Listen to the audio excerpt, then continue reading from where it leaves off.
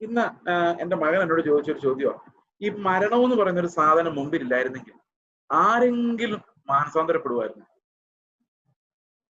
ഞാൻ ആലോചിച്ചപ്പോ സംഗതി ശരിയാണ്. നമ്മൾ ഒരിക്കലും മരിക്കാതെ ഈ ഭൂമിയിൽ തന്നെ താമസിപ്പിക്കാൻ കർത്താവ് തീരുമാനിക്കുകയാണ്. നമ്മൾ മാനസാന്തരപ്പെടാനൊന്നും പോകുന്നില്ല. നമ്മുടെ മുമ്പിൽ ഒരു മരണവും ഒരു അപകടവും വരും എന്നുള്ള ആ മരണത്തിന്റെ ഇൻട്രഡക്ഷൻ ആണ് നമ്മളെ കർത്താവെന്ന് വിളിപ്പിക്കുന്നത്. ഇത് കഴിഞ്ഞാൽ എന്താകും എന്ന് ചിന്തിപ്പിക്കുന്നത്.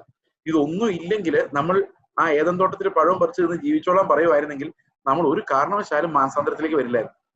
അപ്പം നമ്മുടെ മുൻപിൽ ഒരു ശിക്ഷയുണ്ട് എന്നുള്ളതാണ് നമ്മെ മാനസാന്തരത്തിലേക്ക് നയിക്കുന്നത് എന്ന് നമുക്ക് മനസ്സിലാക്കാം. ഇവിടെ പറയുന്നത് പാപം നിമിത്തം മരണം വാണു എന്നാണ്. ഈ മരണത്തിന്റെ വാഴ്ചയും കൃപയുടെ വാഴ്ചയും ഇത് രണ്ടും തമ്മിലുള്ള കോൺട്രാസ്റ്റ് നമ്മൾ മനസ്സിലാക്കണം. ഈ കൃപയുടെ വാഴ്ച എന്നുള്ള ഭാഗം ഒത്തിരി ദുർവ്യാഖ്യാനം ചെയ്യപ്പെട്ടിട്ടുള്ള ഒരു വാക്യമാണ്. റെയിനിങ് ഗ്രേസ്, കൃപ വാഴുന്നത് എങ്ങനെയാണ്? നമ്മൾ ആദ്യം മരണം വാഴുന്നത് എങ്ങനെയാന്ന് നോക്കാം. സകല മനുഷ്യരിലും മരണം വാണു. അതെങ്ങനെയാണ് നമുക്ക് ആദ്യം നോക്കാം. നമ്മളെ ആരാണ് ഭരിക്കുന്നത്? മരണമാണോ കൃപയാണോ? മരണമാണ് ഭരിക്കുന്നതെങ്കിൽ നമ്മുടെ എല്ലാ തീരുമാനങ്ങളും നാളെ മരിക്കുമല്ലോ എന്നൊരു സത്യത്തെ വെച്ചിട്ടാണ്. എന്തിനാണ് നമ്മൾ സ്വത്തുക്കൾ കുട്ടികൾക്ക് വേണ്ടി സമ്പാദിച്ചു വെക്കുന്നത്? നാളെ മരിക്കുമല്ലോ, അതുകൊണ്ടാണ്. നമ്മുടെ ജീവിതത്തിൽ ഓരോ ഭാഗത്തും നമ്മൾ സ്വത്തുക്കൾ സമ്പാദിക്കുന്നതും ജീവിതത്തിൽ ഓരോന്നോരോന്നും പദ്ധതികളും പ്ലാൻ ചെയ്യുന്നതിനും ഒരു കാരണമുണ്ട്. അതെന്താന്ന് വെച്ച് കഴിഞ്ഞാൽ നമുക്കറിയാം ഇത് അധികം നാളത്തേക്കില്ല, ഇതെല്ലാം പെട്ടെന്ന് തീർന്നു പോകും എന്നുള്ള കാര്യം നമുക്ക് അറിയാം. അതുകൊണ്ടാണ് നമ്മൾ മരണത്തിന് അധീനരാണ് എന്ന് പറയുന്നത്. കാരണം നമ്മുടെ എല്ലാ തീരുമാനങ്ങളുടെയും പുറകില് മരണത്തിന്റെ ഒരു പേടിയുണ്ട്, ഫിയർ ഓഫ് ഡെത്ത്. ആ ഭയമാണ് നമ്മുടെ ജീവിതത്തെ പ്ലാൻ ചെയ്യാൻ നമ്മളെ സഹായിക്കുന്നത്. അപ്പൊ ശരിക്കും നമ്മുടെ മേൽ കർത്തൃത്വം നടത്തുന്ന ഒരു കാര്യമാണ് മരണഭയം. അത് എബ്രായ ലേഖനത്തിൽ പറയുന്നുണ്ട്, ജീവിതം തീരുന്നവരെ അവർ മരണഭയത്തിന് അടിമകളായിരുന്നു. They were slaves to the fear of death. എത്ര പ്രായമായ ആൾക്ക് എന്ന് പറഞ്ഞു കഴിഞ്ഞാൽ ഭയം. ആ ഭയമാണ് നമ്മുടെ ജീവിതത്തെ ഈ രീതിയിലാക്കുന്നത്. ഓക്കെ, അപ്പോൾ ഇവിടെ പറയുന്നത് ആദം മൂലം മരണം വാണു. Death is raining. നമ്മളിൽ ആ മരണം വാഴുന്നുണ്ടോ നമ്മുടെ പ്രവൃത്തികളിൽ? നാളെ ഞാൻ മരിക്കും എന്നുള്ളതാണോ നമ്മുടെ പ്രവൃത്തികൾ കൊണ്ട് നമ്മൾ നാട്ടിലോട്ട് വിളിച്ചു പറയുന്നത്? അതോ നാളെ ഞാൻ കർത്താവിന്റെ കൂടെ ജീവിക്കാനുള്ളവനാണ്? ഏതാ നമ്മുടെ പ്രവൃത്തികൾ കാണുമ്പോൾ മനുഷ്യർ മനസ്സിലാക്കുന്നത്? നമ്മൾ ഓടി നടക്കുന്നത്, സമ്പാദിക്കുന്നത്, സ്വത്ത് കൂട്ടി വെക്കുന്നത്, ജീവിതത്തിൽ കല്യാണത്തിന് കൊടുത്തും വാങ്ങിച്ചും വ്യവഹാരം നടത്തിയും നോഹയുടെ കാലത്തെ പോലെ ജീവിക്കുമ്പോൾ നമ്മൾ മനുഷ്യരോട് പറയുന്നത് നാളെ ഞങ്ങളും മരിക്കേണ്ടവരാണെന്നാണ്. എന്നാൽ നേരെ തിരിച്ച് കൃപ വാഴുമ്പോ എങ്ങനെയായിരിക്കും നമ്മൾ പറയുന്നറിയോ? ഞങ്ങൾ ഈ നാട്ടുകാരെ അല്ലെന്ന്. അത് മറ്റുള്ളവർക്ക് മനസ്സിലാവുന്നുണ്ടോ? അങ്ങനെയാണെങ്കിൽ നമ്മളിൽ വാഴുന്നത് കൃപയാണ്. ഒന്നുകിൽ മരണം, അല്ലെങ്കിൽ ജീവനായിട്ട് ദൈവകൃപ. ഒന്നുകിൽ മരണത്തിനായിട്ട് ന്യായപ്രമാണം, അല്ലെങ്കിൽ ജീവനായിട്ട് ദൈവത്തിന്റെ കൃപ. നമുക്ക് ഇത് വിശദമായിട്ടൊന്ന് കാണാം. ഇതെങ്ങനെയാണ് ഈ വാഴ്ച. 8-ാം അധ്യായത്തിൽ ഈ വാഴ്ചയെ കുറിച്ച് കൂടുതൽ പറയുന്നുണ്ട്. ഇവിടെ പറയാണ്, പാപമോ ന്യായപ്രമാണം വരെ ലോകത്തിലുണ്ടായിരുന്നു, എന്നാൽ ന്യായപ്രമാണം ഇല്ലാതിരിക്കുമ്പോൾ പാപത്തെ കണക്കിടുന്നില്ല എന്ന് പറഞ്ഞാൽ അതിന്റെ അർത്ഥം പാപം ലോകത്തുണ്ട്, പക്ഷെ എത്ര കിലോ ഉണ്ടെന്ന് അറിയത്തില്ല. നമ്മുടെ എല്ലാ ഉള്ളിൽ പാപമുണ്ട്, പക്ഷെ എത്ര കിലോ ഉണ്ട്? എങ്ങനെ തൂക്കി നോക്കാം? നമുക്ക് അരിയാണെങ്കിൽ തൂക്കി നോക്കാം, മാങ്ങാപ്പഴം ആണെങ്കിൽ എണ്ണി നോക്കാം. പാപം എങ്ങനെ നോക്കും? എന്തുമാത്രം ഉണ്ടെന്ന് എങ്ങനെ അറിയും? പാപം ഉണ്ടെന്ന് നമുക്കറിയാം, എന്തുമാത്രം ഉണ്ടെന്ന് എങ്ങനെ അറിയും? അത് തൂക്കി നോക്കുന്ന സാധനമാണ് ന്യായപ്രമാണം. അപ്പൊ ന്യായപ്രമാണം വരുന്നത് വരെ പാപത്തിനൊരു കണക്കില്ല, അക്കൗണ്ട് ഇല്ല. പാപമുണ്ട്. അങ്ങനെയല്ലേ ഇവിടെ എഴുതിയിരിക്കുന്നത്? പാപമുണ്ട്. പാപമോ ന്യായപ്രമാണം വരെ ലോകത്തിൽ ഉണ്ടായിരുന്നു, അതില്ലാതിരുന്നിട്ടില്ല. മരണവും വാണിരുന്നു. മരണവും അങ്ങനെ തന്നെ ഉണ്ടായിരുന്നു. പാപം ഉള്ളിടത്തല്ല എന്തും ഉണ്ടായിരുന്നു, മരണവും ഉണ്ടായിരുന്നു. അപ്പോൾ ന്യായപ്രമാണം വരുന്നതിന് മുൻപ് തന്നെ മരണം വാണിരുന്നു. കാരണം പാപം ഉണ്ടായിരുന്നു. പാപമുള്ളിടത്തെല്ലാം മരണം വാഴുമായിരുന്നു. പക്ഷെ ഒരു വ്യത്യാസം ഉണ്ടായിരുന്നു, പാപം കണക്കിടപ്പെടുന്നില്ലായിരുന്നു, കണക്ക് നോക്കുന്നില്ലായിരുന്നു. എന്തുമാത്രം പാപമുണ്ട് എന്നറിയാൻ ഒരു സ്കെയില് വെച്ചിട്ടില്ലായിരുന്നു. ന്യായപ്രമാണം വന്നപ്പോൾ എന്തുമാത്രം പാപം ഒരു മനുഷ്യനിൽ ഉണ്ട് എന്നറിയാൻ ഒരു സ്കെയിൽ ലഭിച്ചു. അതാണ് ന്യായപ്രമാണം നമുക്ക് വേണ്ടി ചെയ്ത പ്രയോജനം. ആ സ്കെയിൽ കൊണ്ട് നമുക്കറിയാം അയ്യോ 0 ആണേ എന്നറിയാം. അത്രേ ഉള്ളൂ. We understand V R zeros. അതാണ് ന്യായപ്രമാണം നമുക്ക് പഠിപ്പിച്ചു തരുന്ന വലിയൊരു കാര്യം.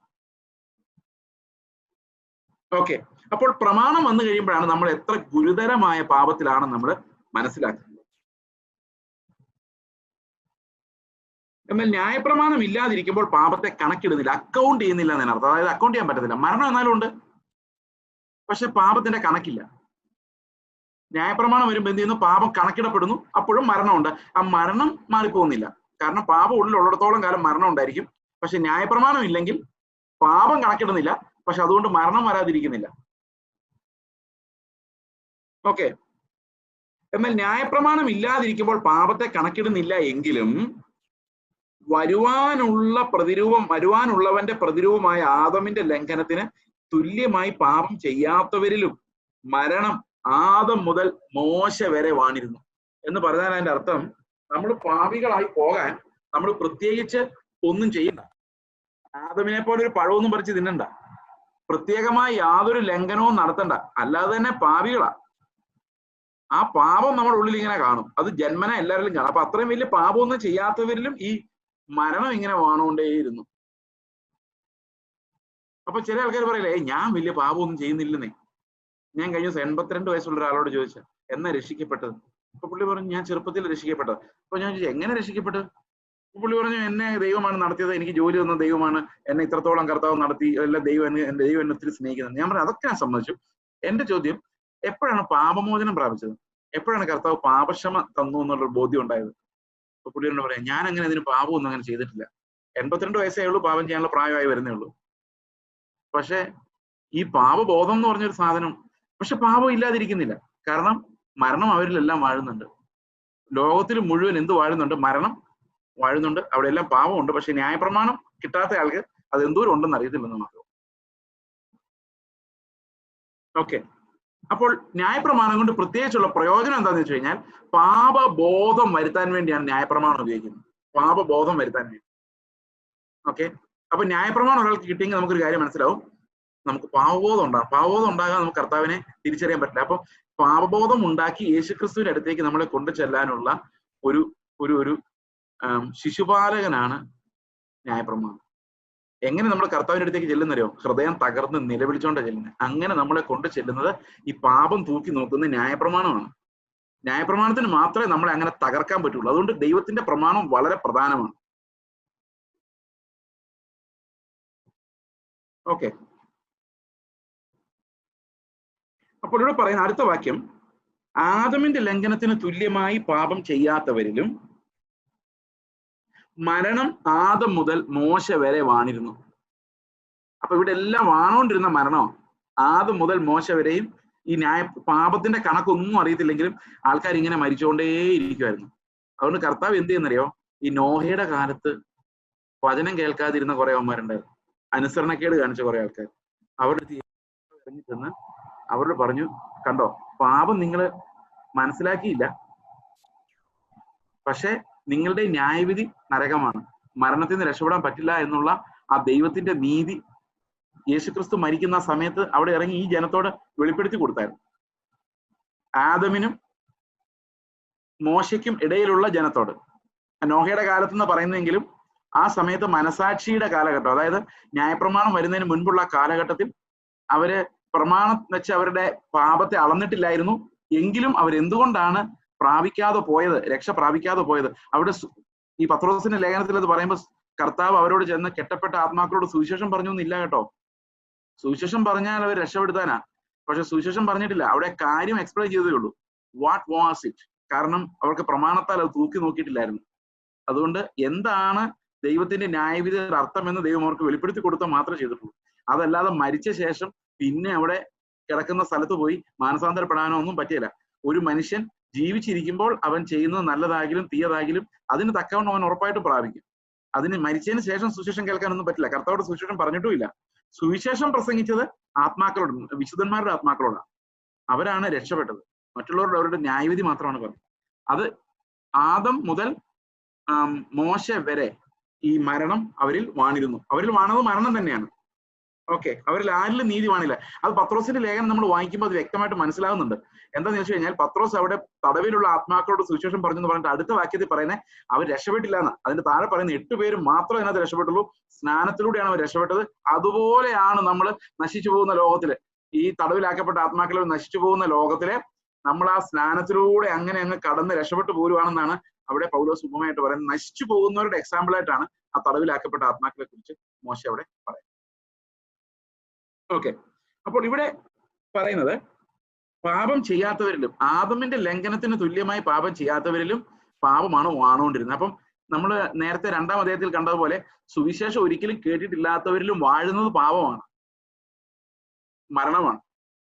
അവർക്ക് ഒരുപക്ഷെ പാപം തൂക്കി നോക്കാൻ അറിയത്തില്ലായിരിക്കും, അതൊന്നും പ്രശ്നമല്ല. കാരണം ആദമിന്റെ ലംഘനം പോലെ വലിയ പാപമൊന്നും ചെയ്തിട്ടുണ്ടാവില്ല.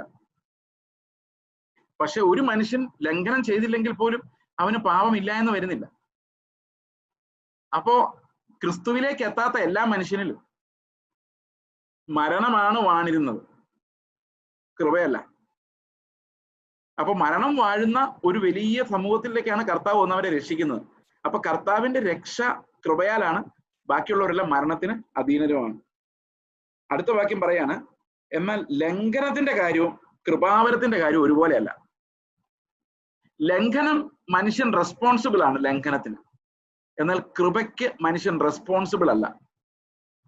ഒന്ന് മനുഷ്യന്റെ പ്രവൃത്തി കാരണമാണ് ഒരാൾ നരകത്തിൽ പോകുന്നത്, എന്നാൽ ഒരുത്തൻ രക്ഷിക്കപ്പെടുന്നവന്റെ പ്രവൃത്തി കാരണമല്ല, അത് ദൈവത്തിന്റെ കൃപ കാരണമാണ്. അപ്പൊ പറയാം അയാൾക്ക് കൃപ കിട്ടാഞ്ഞിട്ടല്ലേ എന്ന്, അങ്ങനെ പറയാൻ പറ്റത്തില്ല. അതാണ് ഇത് രണ്ടും ഒരുപോലെ അല്ലെന്ന് പറയുന്നത്. ലംഘനത്തിന്റെ സിസ്റ്റവും കൃപയുടെ സിസ്റ്റവും രണ്ടും രണ്ടാണ്. ഇവിടെ പറയുകയാണ്, എന്നാൽ ലംഘനത്തിന്റെ കാര്യവും കൃപാവരത്തിന്റെ കാര്യവും ഒരുപോലെയല്ല, ഒരേപോലെ അതിനെ അളക്കാൻ പാടില്ല, അത് രണ്ടും രണ്ടാണ്. ലംഘനം എന്ന് പറയുന്ന മനുഷ്യന്റെ പ്രവൃത്തിയാണ്, കൃപാവരം എന്ന് പറയുന്നത് ദൈവത്തിന്റെ പ്രവൃത്തിയാണ്, ദൈവം നമുക്ക് തരുന്ന ദാനമാണ്. അതിന്റെ ബാക്കി ഇങ്ങനെ, ഏകന്റെ ലംഘനത്താൽ അനേകർ മരിച്ചുവെങ്കിൽ ദൈവകൃപയും ഏക മനുഷ്യനായ യേശുക്രിസ്തുവിന്റെ കൃപയാലുള്ള ദാനവും അനേകർക്ക് വേണ്ടി ഏറ്റവും കവിഞ്ഞിരിക്കുന്നു. അപ്പൊ ഇതൊരു വളരെ പ്രധാനപ്പെട്ട ഒരു ആത്മീക സത്യം, നമ്മുടെ ഒരു വിശ്വാസ സത്യത്തിലേക്ക് നമ്മൾ വരുന്നത്. അതായത് we were all in Adam when we were born. നമ്മൾ ജനിക്കുമ്പോൾ നമ്മൾ ആഡമിലായിരുന്നു. ഈ ആദമിലാവുക എന്ന് പറയുന്നത് ഒരു പ്രത്യേക സ്ഥിതിവിശേഷമാണ്. കാരണം നമ്മളെല്ലാവരും ആദമിൽ നിന്ന് വന്നവരാ അല്ലെ. ആദമിൽ നിന്ന് വരാത്ത ആരെങ്കിലും ഈ സൂമിൽ ചേർന്നിട്ടുണ്ടോ? ഏലിയൻസ്? അങ്ങനെയൊന്നും നമ്മൾ വിശ്വസിക്കുന്നില്ല. നമ്മളെല്ലാം ഇവിടെ ഇരിക്കുന്നവരെല്ലാം ആദമിന്റെ സന്തതികളാണ്. എല്ലാവരും ഒരിക്കൽ ആദമിൽ ഉണ്ടായിരുന്നു, ഇൻ എ വേ, ഒരു വിധത്തിൽ പറഞ്ഞാൽ. കാരണം നമ്മളെല്ലാവരും പുറോട്ട് പോയാൽ ആദമിൽ നിന്ന് വന്നതാണ്. അപ്പം ആദമിന് വെളിയിൽ നിന്ന് വന്ന അവന്റെ സ്വഭാവമില്ലാത്ത ഒരൊറ്റയാൾ പോലും ഭൂമിയിലില്ല. നമ്മൾ ചിലപ്പോൾ വലിയ കുടുംബക്കാരെന്നൊക്കെ പറയുമായിരിക്കും, പക്ഷെ ആദമിന്റെ ആ മക്കള്, അതിന് മാത്രം മാറ്റം വരുത്തത്തില്ല.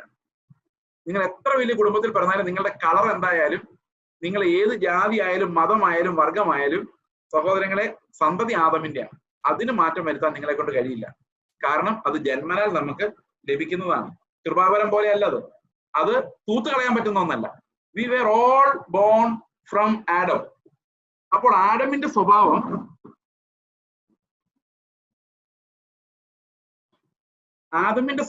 നമുക്ക് അതുപോലെ തന്നെ ലഭിച്ചിട്ടുണ്ട്. അതാണ് നമ്മൾ ആദമിക മനുഷ്യരെന്ന് നമ്മളെ കുറിച്ച് പറയുന്നത്. അപ്പോൾ we were all in Adam. Adam ജനിക്കുമ്പോൾ ആദമിലുണ്ടായിരുന്നു. ഇത് നമുക്ക് കുറച്ചുകൂടെ മനസ്സിലാകണമെങ്കിൽ നമുക്ക് നമ്മുടെ പേരൻസിനെ നോക്കിയാൽ മതി. ഈ പേരൻസ് നമുക്ക് അവരുടെ കാലം കഴിയുമ്പം അവരുടെ അവകാശം ആർക്കാ കൊടുക്കുന്നത്? അവരുടെ മക്കൾക്കാ കൊടുക്കുന്നത്. എനിക്ക് 4 പിള്ളേരുണ്ട്, അതിൽ 3 പേർ അഡോപ്റ്റഡ് പിള്ളേരാണ്. പക്ഷെ എന്റെ പ്രശ്നം എന്താണെന്നറിയോ? എന്റെ ഫാദർ വീതം വെച്ചാൽ ഞാൻ വേണ്ടെന്ന് പറഞ്ഞിട്ടുണ്ട്. ഇനി അഥവാ എങ്ങാനും പുള്ളിക്ക് തോന്നിയാലും എന്റെ ഒരു മകനെ എന്റെ അപ്പൻ കരുതൂ. ബാക്കി 3 പേരും അപ്പൻ നോക്കുമ്പം അപ്പന്റെ രക്തമല്ല, അപ്പനിൽ ഇല്ലായിരുന്നു. വേറൊരു ഭാഷയിൽ പറഞ്ഞാൽ അപ്പനിൽ, എന്റെ പിതാവിൽ അല്ലെങ്കിൽ അവരുടെ ഗ്രാൻഡ് ഫാദറിൽ ബാക്കി 3 പിള്ളേരും ഉണ്ടായിരുന്നില്ല. എന്റെ രക്തത്തിൽ പിറന്ന മകൻ മാത്രമേ ഉണ്ടായിരുന്നു. അപ്പൊ എന്റെ അപ്പൻ അവകാശം കൊടുക്കുകയാണെങ്കിൽ ആർക്ക് മാത്രമേ കൊടുക്കുള്ളൂ? ഈ മകനെ കൊടുക്കുള്ളൂ. കാരണം മറ്റു പിള്ളേരെ മക്കളായിട്ടൊന്നും അവർ അംഗീകരിച്ചിട്ടില്ല. ഞാൻ കൊടുക്കുവാണെങ്കിൽ എല്ലാവർക്കും കൊടുക്കും, പക്ഷെ എന്റെ പിതാവ് കൊടുക്കുവാണെങ്കിൽ ഒരാൾക്ക് കൊടുക്കും. അപ്പൊ ബാക്കിയുള്ളവർക്കെല്ലാം അവകാശം കിട്ടണമെങ്കിൽ എന്ത് വേണം? ഈ മകൻ തീരുമാനിക്കണം. അതുപോലെയാണ് നമ്മുടെ അവസ്ഥ. പിതാവിന്റെ ദാനങ്ങൾ മുഴുവൻ പുത്രന്റെയാ, പക്ഷെ പുത്രനാണ് തീരുമാനിച്ചത് അവന്റെ എല്ലാം നമുക്ക് തന്നേക്കാമെന്ന്. അപ്പൊ നമ്മൾ അങ്ങനെ അവനിലായി അവകാശികളായി. ആദമിലായിരുന്നപ്പോൾ നമുക്ക് ഒരു അവകാശം ഉണ്ടായിരുന്നില്ല, നമ്മൾ മരണത്തിന്റെ അവകാശികളായിരുന്നു. മനസ്സിലാവുന്നുണ്ടോ ഞാൻ പറയുന്ന ആശയം? അപ്പൊ ഇൻ ആഡം, ഇൻ ക്രൈസ്റ്റ്, ഈ രണ്ട് അവസ്ഥകളെ കുറിച്ചാണ് ഈ അധ്യായം നമ്മളോട് പറയുന്നത്. ഇൻ ആഡം എന്ന് പറഞ്ഞു കഴിഞ്ഞാൽ നമ്മൾ കാഴ്ചയിൽ, യുക്തിയിൽ, ബുദ്ധിയിൽ, നന്മതിന്മകളുടെ പരിജ്ഞാനത്തിൽ ജീവിക്കുന്നവരാണ്. നമ്മൾ മരണം വാഴുന്നവരാണ്. പാപം അളന്ന് നോക്കാൻ ന്യായപ്രമാണം കിട്ടിയെങ്കിൽ കൊള്ളാം, കിട്ടിയില്ലെങ്കിലും മരണം വാഴും. അതിൽ നമുക്ക് ചോയ്സ് ഒന്നുമില്ല. We will all die. അതാണ് ആദമിന്റെ ജനനത്തിന്റെ പ്രത്യേകത. ആദം ജനിച്ച മരിക്കും. ഓക്കെ, അപ്പോൾ നമ്മൾ ആദമിലാകുന്നതിന് മുൻപ് തന്നെ ക്രിസ്തുവിലായിരുന്നു. ആയിരുന്നോ? ആദ്യം കർത്താവ് സൃഷ്ടിക്കുന്നത് എന്താണ്? ഏറ്റവും ആദ്യം കർത്താവ് സൃഷ്ടിക്കുന്നത് എന്താണെന്നറിയോ? നമ്മൾ ബൈബിൾ വായിക്കുമ്പോൾ കാണുന്ന ആദിയിൽ ദൈവം ആകാശവും ഭൂമിയും സൃഷ്ടിക്കുന്നു. പക്ഷെ നമ്മൾ ഒന്നും കൂടെ വായിച്ചാൽ മനസ്സിലാവും, ആകാശവും ഭൂമിയും അല്ല, അതിനു മുൻപ് ദൈവം ടൈം സമയം ഉണ്ടാക്കിയായിരുന്നു. ഒന്നുകൂടെ വായിച്ചു നോക്കി. In the beginning God created heavens and the earth. അപ്പൊ ആദ്യം ഒരു ബിഗിനിങ് ഉണ്ടായി, ക്ലോക്ക് ഓടി തുടങ്ങി. നിത്യതയിൽ ആദ്യം സംഭവിക്കുന്നത് ഒരു ബിഗിനിങ്, ഒരു തുടക്കം. Clock starts moving. അപ്പോൾ എന്ത് ചെയ്തു? ഇൻ ദ ബിഗിനിങ്, ടൈം ഉണ്ടാകുന്നതിന് മുൻപ്, ഭൂമിക്ക് അടിസ്ഥാനം ഇടുന്നതിന് മുൻപ്, ഞാൻ അതൊരു ഇല്ലസ്ട്രേഷനിൽ കാണിച്ചു തരാൻ ശ്രമിക്കാം. ആ ടൈം ലൈൻ, ഇത് നമ്മൾ രക്ഷയെ സംബന്ധിച്ച് വളരെ പ്രധാനപ്പെട്ട ഒരു ലൈൻ കൂടിയാണ്. ഞാനത് വരയ്ക്കാൻ ശ്രമിക്കാം. In Christ and in Adam. ഇത് റോമാലേഖനത്തിന്റെ വളരെ പ്രധാനപ്പെട്ട ഒരു ജംഗ്ഷനിലാണ് നമ്മൾ നിൽക്കുന്നത് കേട്ടോ. ഇത് നമ്മൾ എന്തുമാത്രം മനസ്സിലാക്കുന്നോ അതനുസരിച്ചാണ് നമ്മൾ റോമാലേഖനത്തിന്റെ തിയോളജി എന്താന്ന് നമുക്ക് മനസ്സിലാകുന്നത്. I'm going to draw a line here. Oh sorry.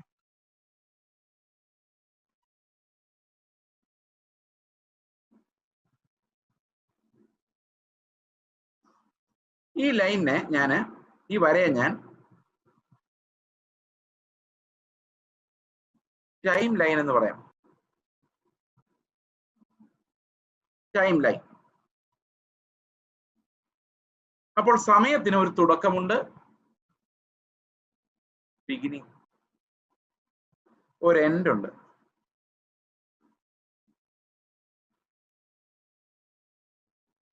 സമയത്തിനൊരു തുടക്കമുണ്ട്, ഒരു എൻഡ് ഉണ്ട്. ഓക്കെ, അപ്പോൾ സമയം ഉണ്ടാകുന്നതിന് മുമ്പ്, in the beginning God created heavens earth. ഇതിനു മുൻപ് എന്താണ് സംഭവിച്ചത്? നിത്യതയാണ്. ഇതിന് ശേഷം എന്താണ് സംഭവിക്കുന്നത്? നിത്യതയാണ്. സത്യം പറഞ്ഞാൽ നിത്യത ഇവിടെ തുടങ്ങുമോ ഇവിടെ തീരുമോ അങ്ങനെ ഒന്നും ഇല്ല. നിത്യതയ്ക്ക് ടൈം ഇല്ല. ടൈം ഇല്ലാത്തതുകൊണ്ട് ഇറ്റേണിറ്റി എന്ന് പറയുന്നത് എപ്പോഴും എക്സിസ്റ്റിംഗ് ആണ്. ഇത് മനസ്സുകൊണ്ട് മനസ്സിലാക്കാൻ പ്രയാസമാണ്. കാരണം നമ്മുടെ ഏറ്റവും വലിയ പ്രോബ്ലം എന്ന് വെച്ച് കഴിഞ്ഞാൽ നമ്മൾ സമയത്തിന് അധീനരായതുകൊണ്ട്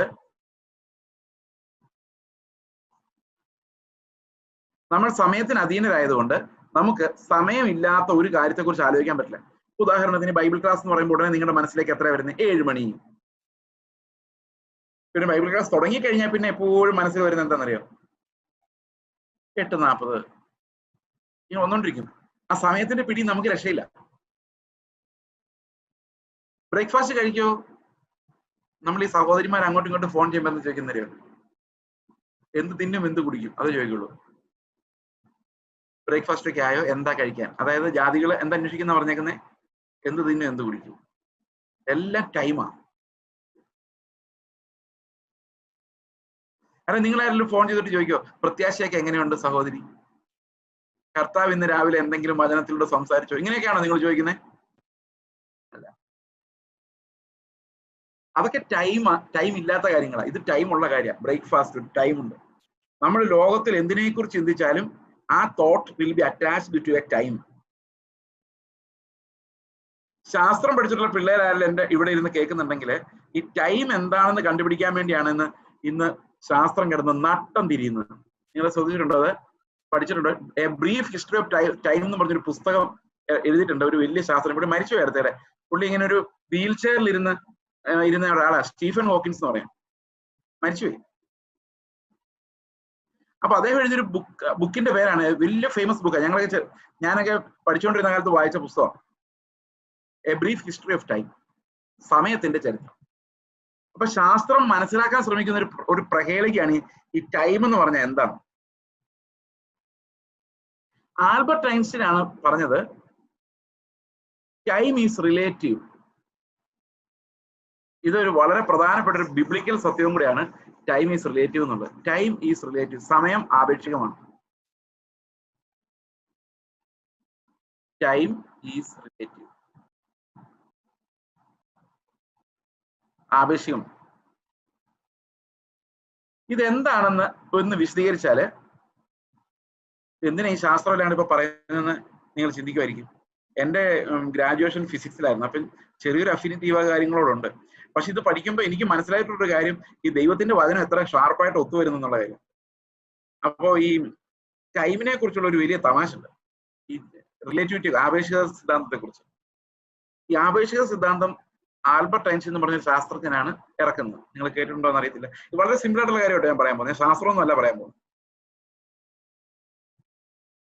അപ്പൊ പുള്ളി ഇങ്ങനെ ആപേക്ഷിക സിദ്ധാന്തം പഠിപ്പിച്ചുകൊണ്ടിരുന്ന കാലത്ത് ആർക്കൊന്നും മനസ്സിലാവില്ല. 1920s അന്ന് ടി വിയോ പത്രങ്ങളൊക്കെ ഉണ്ട്, പക്ഷെ ടി വി ഒന്നും ഇല്ല. ഈ പത്രങ്ങളിൽ ഫോട്ടോയൊന്നും അങ്ങനെ വരാറൊന്നുമില്ല. ആൽബർട്ട് ഐൻസ്റ്റീൻ എന്ന് പറഞ്ഞാൽ എല്ലാവർക്കും അറിയാം, പക്ഷെ ആളെങ്ങനെ ഇരിക്കുന്ന അറിയാൻ പറ്റും. അപ്പൊ പുള്ളി ഇങ്ങനെ ഓരോ സ്ഥലത്തും പോയി പ്രസംഗിക്കും. എന്താ പ്രസംഗിക്കുന്ന അറിയാം? ആപേക്ഷികത, സമയം ആപേക്ഷികമാണ്. എല്ലാരും ഇങ്ങനെ വണ്ടടിച്ചിരിക്കും, ആണോ എന്താന്ന് ആർക്കും പിടിയിട്ടില്ല. ഇപ്പം ആൾക്കാർക്ക് മനസ്സിലാവുന്നുണ്ട്. ആൾക്കാർ ഇങ്ങനെ കളിയാക്കി പറയുമായിരുന്നു. ഈ ആൽബർട്ട് ഐൻസ്റ്റീൻ പറയുന്നത് എന്താന്ന് ആകെ ലോകത്ത് രണ്ടുപേർക്ക് മാത്രമേ മനസ്സിലായിട്ടുള്ളൂ. ഒന്ന് യൂറോപ്പിലുള്ള ഒരു ശാസ്ത്രജ്ഞൻ, പുള്ളിയുടെ പേര് ഞാൻ മറന്നുപോയി. മറ്റേത് ഈ ആൽബർട്ട് ഐൻസ്റ്റീന്റെ ഡ്രൈവർ. ആൽബർട്ട് ഐൻസ്റ്റീന്റെ ഡ്രൈവറിന് ഇത് മനസ്സിലായതൊന്നുമല്ല, പുള്ളി ഇത് കാണാതെ പഠിച്ചു. നമ്മുടെ പിള്ളേരിന്ന് പഠിക്കുന്ന പോലെ. പുള്ളി പ്രസംഗം കേട്ട് മടുത്ത് കാണാതെ പഠിച്ചു. ഈ ആൽബർട്ട് ഐൻസ്റ്റീൻ പ്രസംഗിച്ചിട്ട് ആർക്കും മനസ്സിലാവുന്നുണ്ട്. ഒരു ദിവസം ആൽബർട്ട് ഐൻസ്റ്റീൻ പറഞ്ഞു, ഈ ഡ്രൈവറോട് പറഞ്ഞു, ഞാൻ മടുത്തു പ്രസംഗിച്ചു, ഒരു മനുഷ്യനും ഒരു വകയും മനസ്സിലാവുന്നില്ല. അപ്പൊ ഡ്രൈവർ പറഞ്ഞു, സാർ വിഷമിക്കണ്ട, ഈ പ്രാവശ്യം സാർ പ്രസംഗിക്കുന്ന സ്ഥലത്ത് ഞാൻ പ്രസംഗിച്ചോളാം. പുള്ളി പറഞ്ഞു, നിനക്കറിയോ അവന് പ്രസംഗിക്കാൻ? പുള്ളി പറഞ്ഞു, ഞാൻ ഇതെല്ലാം കാണാൻ പഠിച്ചിട്ടുണ്ട്. പറഞ്ഞു ഓക്കെ. ഇപ്പൊ പുള്ളി നേരെ പ്രസംഗിക്കാൻ കയറി. ആൽബർട്ട് ഐൻസ്റ്റീന്റെ കോട്ടോ കിട്ടുകൊണ്ട് പ്രസംഗിക്കാൻ വേണ്ടി കയറി. 2 മണിക്കൂർ ഒന്നാന്തരം പ്രസംഗം ഈ ആപേക്ഷിക സിദ്ധാന്തത്തെ കുറിച്ച്. ആർക്കും ഒന്നും മനസ്സിലായില്ല, ഒരിക്കലും ആർക്കും ഒന്നും മനസ്സിലാകാറുമില്ല. പുള്ളി ഒത്തിരി തെറ്റൊക്കെ വരുത്തി. ശരി അറിയാവുന്ന ആരെങ്കിലും ഉണ്ടെങ്കിലല്ലേ തെറ്റ് വരുത്തിയാൽ മനസ്സിലാവുള്ളൂ. ആർക്കും ഒന്നും മനസ്സിലായി. പക്ഷെ പതിവില്ലാതെ ഒരു അത്ഭുതം ഒന്നും സംഭവിച്ചു. ഒരാൾ എഴുന്നേറ്റ് ഒരു ചോദ്യം ചോദിച്ചു, സാർ നിങ്ങൾ, സാർ എന്നുള്ള വിളി അമേരിക്കയിൽ ഇല്ല കേട്ടോ, ഞാൻ ആ ശൈലിയിൽ അങ്ങ് പറഞ്ഞതേ ഉള്ളൂ. സർ, നിങ്ങൾ ഈ 2 മണിക്കൂർ ഇവിടുന്ന് പ്രസംഗിച്ചാൽ ഒരൊറ്റ അക്ഷരം പോലും മനസ്സിലായില്ല. അതുകൊണ്ട് ഒരു ഉപകാരം ചെയ്യാവും, ഈ റോമാലേഖനം എല്ലാം പഠിച്ചു കഴിഞ്ഞിട്ട് അങ്ങനെ എന്നോട് പറയല്ലേ, 1 മിനിറ്റ് കൊണ്ട് എന്താണ് നിങ്ങൾ ഈ 2 മണിക്കൂർ പറഞ്ഞതെന്ന് ഒന്ന് എക്സ്പ്ലെയിൻ ചെയ്ത്. പുള്ളി വേർത്തു. പുള്ളിക്ക് മനസ്സിലായിട്ട് വേണ്ടേ? പക്ഷെ പുള്ളി ആൽബർട്ട് ഐൻസ്റ്റീന്റെ ഡ്രൈവർ ആയിരുന്നുകൊണ്ട് പുള്ളിക്കൊരു ഐഡിയ തോന്നും. പുള്ളി ഉടനെ പറഞ്ഞു, നിങ്ങൾ ഈ വലിയ പണ്ഡിതന്മാര്, ഡോക്ടർമാര്, റിസർച്ച് സ്കോളേഴ്സ്, നിങ്ങൾക്ക് ഞാൻ ഈ 2 മണിക്കൂർ പ്രസംഗിച്ച് മനസ്സിലായില്ല എന്ന് കേൾക്കുന്നതിൽ എനിക്ക് വളരെ ലജ്ജയുണ്ട്. ഇതാ നിൽക്കുന്നത് കണ്ടോ, 10ാം ക്ലാസ് പോലും പാസ്സാവാത്ത എന്റെ ഡ്രൈവർ. പുള്ളി നല്ല ഒന്നാന്തരമായിട്ട് എക്സ്പ്ലെയിൻ ചെയ്ത് തരും. ഡ്രൈവർ ഇവിടെ വരും, അതാരാ? Original Einstein. ഡ്രൈവറുടെ വേഷത്തിൽ ഐൻസ്റ്റീനും, ഐൻസ്റ്റീന്റെ വേഷത്തിൽ ഡ്രൈവറും. അപ്പൊ ഐൻസ്റ്റീൻ വന്നിട്ട് പറഞ്ഞ കാര്യം ഇത് സത്യം കേട്ടോ, ഈ കഥ സത്യമാണെന്ന് എനിക്ക് അറിയാൻ മേലെങ്കിലും ഐൻസ്റ്റീൻ സ്റ്റേജിലോട്ട് വന്ന് ഈ റിലേറ്റിവിറ്റി എന്താന്ന് ഒരൊറ്റ സെന്റൻസിൽ പറഞ്ഞു കൊടുത്തു. അത് ഇന്നതാണ് സാധനം. ഇപ്പൊ സമയം ഇന്ത്യയിൽ 9:06. ഇപ്പൊ ഈ ഭൂമി ഇവിടെ ഉണ്ട്. 9:30 ആകുമ്പോ ഈ ഭൂമി ഇവിടെ ഇല്ലെന്ന് വിചാരിച്ചു. അപ്പൊ നിങ്ങൾക്ക് എവിടെയെങ്കിലും നിന്നുകൊണ്ട് പറയാൻ പറ്റില്ല 9:06 ഈ ഭൂമി ഇവിടെ ഉണ്ടായിരുന്നു കേട്ടോ എന്ന് പറയാൻ പറ്റില്ല. കാരണം ഈ ഭൂമി പോകുന്ന വഴിക്ക് സമയവും അതിന്റെ കൂടെ അങ്ങ് പോകും. ഒന്നും മനസ്സിലായില്ലല്ലോ? ഇതിനാണ് ആപേക്ഷിക സിദ്ധാന്തം എന്ന് പറയുന്നത്. വേറൊരു ഭാഷ പറഞ്ഞാൽ ടൈമിനൊരു തുടക്കമുണ്ട്, അത് തീരും. അതും ഭൂമിയും എല്ലാം ഒന്നിനോടൊന്ന് ആപേക്ഷികമായിട്ടാണ് നിലനിൽക്കുന്നത്. ദൈവം ഈ സമയത്തെ ക്ലോസ് ചെയ്യുമ്പോൾ പിന്നെ ആകാശവും ഭൂമിയും ഒന്നും ഉണ്ടാവില്ല. ഇതെല്ലാം ഒന്നിച്ച് നിലനിൽക്കുകയും ഒന്നിച്ച് അവസാനിക്കുകയും ചെയ്യുന്ന പ്രതിഭാസം. One is connected to the other. എങ്ങനെയുണ്ട്? ഇനി നമുക്ക് ഈ ടൈം ലൈനിലോട്ട് നോക്കാം. ആൽബർട്ട് ഐൻസ്റ്റീൻ, ഇവരെല്ലാം ഈ ശാസ്ത്രജ്ഞന്മാരെല്ലാം ബൈബിളിൽ നിന്ന് അതൊക്കെ പറഞ്ഞേക്കുന്നത്. പക്ഷെ നമുക്കത് വായിക്കുമ്പോൾ മനസ്സിലാവുന്നില്ലെന്നുള്ളതേ ഉള്ളൂ. ടൈം ലൈൻ നിങ്ങൾ നോക്കിക്കേ. ടൈം ലൈൻ, ഈ ടൈം ലൈനിന് ഒരു തുടക്കമുണ്ട്. ആകാശവും ഭൂമി അന്നേരം ഉണ്ടായത്. ടൈം ലൈൻ തീരുമ്പോൾ ഈ ആകാശവും ഭൂമി അതോടുകൂടി തീരും. അപ്പൊ നമ്മൾ ജീവിക്കുന്ന ഈ സമയത്തിനകത്താണ്. ഇനി ടൈം ലൈനിൽ ജീവിക്കുമ്പോൾ എന്താ സംഭവിക്കുന്നത് നോക്കിക്കേ. ഈ ടൈം ലൈൻ ഇവിടെ വരച്ചത് ഞാനൊരു മനുഷ്യനാണ്, നിങ്ങളെല്ലാം മനുഷ്യരാണ്. അതുകൊണ്ട് നിങ്ങൾക്ക് ഈ ടൈം ലൈനിന്റെ തുടക്കം, ബിഗിനിങ്ങും എൻഡും ഒരേ സമയത്ത് കാണാൻ പറ്റുന്നില്ലേ? കാണാൻ പറ്റുന്നുണ്ടോ? ഈ ടൈം ലൈൻ തുടങ്ങുന്ന പോയിന്റും തീരുന്ന പോയിന്റും ഒന്ന് ഇത്തിരി ദൂരം നോക്കിക്കേ. 2 പോയിന്റ് ഒരേ സമയത്ത് കാണാൻ പറ്റുന്നില്ലേ? ഈ വര മുഴുവൻ നിങ്ങൾക്ക് കാണാൻ പറ്റുന്നില്ലേ? അപ്പൊ ദൈവം എങ്ങനെയായിരിക്കും? സമയം ഉണ്ടാക്കി, സമയത്തിന്റെ തുടക്കവും അവസാനവും എല്ലാം ദൈവത്തിന് ഒരേ സമയത്ത് തന്നെ കാണാൻ പറ്റത്തില്ലേ? മനസ്സിലായോ ഞാൻ പറയുന്നത്? അപ്പൊ ദൈവം ടൈമിനെ നോക്കുമ്പം നമ്മൾ നോക്കുന്ന പോലെ ഈ പ്രസന്റ് സമയമല്ല നോക്കുന്നത്. ചേസ് ഇവിടെ നിന്ന് പ്രസംഗിക്കുന്ന അല്ല കർത്താവ് നോക്കുന്നത്. കർത്താവ് ടൈമിന് വെളിയിലാണ്. ആദ്യം എന്ത് നടന്നോ അതുപോലെ തന്നെ അവൻ അവസാനം അറിയാം. അതാണ് ദൈവത്തിന്റെ സർവജ്ഞാനം എന്ന് പറയുന്നത്. ഈ പ്രവാചകന്മാർക്ക് അറിയാലോ അടുത്ത വർഷം ഇന്നത് സംഭവിക്കും. അപ്പൊ ദൈവത്തിന്റെ ജ്ഞാനം എന്ത് ഭയങ്കരമായിരിക്കും. He knows everything. പക്ഷെ യേശു കർത്താവിനോട് ശിഷ്യന്മാർ ചോദിച്ചു, എപ്പോഴാ ഇതിന്റെ അവസാനം എന്ന്, അല്ലെ? അപ്പൊ കർത്താവ് എന്താ പറഞ്ഞേ? അത് ദൈവത്തിനല്ല, പിതാവിനല്ലാതെ ആർക്കും അത് പറയാൻ പറ്റില്ല. അതിന്റെ കാരണം എന്താണെന്നറിയോ? കർത്താവ് ആ സമയത്ത് ഈ സമയത്തിന്റെ കീഴില, സമയത്തിനകത്താ. നിങ്ങൾ ആലോചിച്ച് നോക്കിയേ. ഇവിടെ ആദം, ഹാനോക്ക്, എബ്രഹാം, സ്പീഡിപ്പോ, മോശെ, ദാവീദ്, അവസാനം മലാക്കി, യേശു ക്രിസ്തു, അപ്പോസ്തലന്മാര്. ഞാൻ നിങ്ങളോട് സംസാരിച്ചുകൊണ്ടിരിക്കുന്നു, സമയം തീരാൻ പോകും. അപ്പോ യേശു ക്രിസ്തു ഈ ലോകത്തിലേക്ക് ഇറങ്ങി വന്നൊരു സമയത്തിലാണ്. അപ്പൊ കർത്താവ് ഇവിടെയാ. സ്വർഗത്തിൽ അവൻ ആ മഹത്വത്തിൽ ഇരിക്കുമ്പോൾ അവന്റെ ദൃഷ്ടി കൊണ്ട് അവൻ അറിയാൻ സമയം എപ്പോ തീരുമെന്ന്. പക്ഷെ ഇവിടെ അവൻ എന്നെ പോലെ ലിമിറ്റഡ് ആയിട്ടുള്ള ഒരു മനുഷ്യനായിരിക്കുമ്പോൾ അവൻ എനിക്ക് പറഞ്ഞു തരാൻ പറ്റത്തില്ല ഇത് എപ്പോ തീരുമെന്ന്, എപ്പോ തുടങ്ങുന്നു. അതൊരു ഇറ്റേണൽ മുകളിൽ നോക്കുമ്പോഴാണ് മനസ്സിലാകുന്നത് എന്തോരം ഉണ്ടെന്നുള്ള കാര്യം. അപ്പൊ യേശുക്രിസ്തുവിന് ഇപ്പൊ അറിയാൻ പറ്റത്തില്ല എന്നതിന് അർത്ഥമില്ല. ആ സമയത്ത് അത് നമ്മളോട് പറഞ്ഞു തരാൻ കർത്താവിന് പറ്റത്തില്ല. കാരണം നമ്മൾ ഇതിനകത്ത് നിന്നുകൊണ്ട് ഇതിന്റെ അപ്പുറമോ ഇപ്പുറമോ കാണാൻ നമുക്ക് കഴിയില്ല. ഇനി ഞാൻ പറഞ്ഞു വന്ന ഇതിനു വേണ്ടി ഒന്നുമല്ല. ഈ ടൈം ലൈൻ നിങ്ങളുടെ ഹൃദയത്തിൽ നിന്ന് ഒരിക്കലും പോരുത്. കാരണം നിത്യത എന്ന് പറയുന്ന കാര്യം നമ്മൾ എന്താന്ന് മനസ്സിലാക്കണമെങ്കിൽ ടൈം എന്താന്ന് മനസ്സിലാക്കണം. ഈ ടൈം ഇല്ലാത്ത ഒരവസ്ഥയല്ല നമ്മൾ നിത്യത എന്ന് പറയുന്നത്. ടൈമിൽ ദൈവം നോക്കുമ്പോൾ എന്തൊക്കെ കണ്ടു? ആദമിനെ കണ്ടു, പിന്നെ ഞാൻ ഈ പറഞ്ഞ എക്സാമ്പിൾസ്, ഹാനോക്കിനെ കണ്ടു, നോഹയെ കണ്ടു, എബ്രഹാമിനെ കണ്ടു, പഴയ നിയമ വിശുദ്ധന്മാരെ മുഴുവൻ കണ്ടു, കർത്താവിനെ കണ്ടു, അപ്പോസ്തലന്മാരെ കണ്ടു. ദൈവം കാണുക, എന്നെ കണ്ടു. നിങ്ങളുടെ കാര്യം നിങ്ങൾ പറഞ്ഞോണം. ഇത്രയും പേരെ കർത്താവ് എപ്പ കണ്ടു, എവിടെ കണ്ടു, എങ്ങനെ കണ്ടു? ടൈമിന് വെളിയിൽ, ഇറ്റേണിറ്റിയിൽ,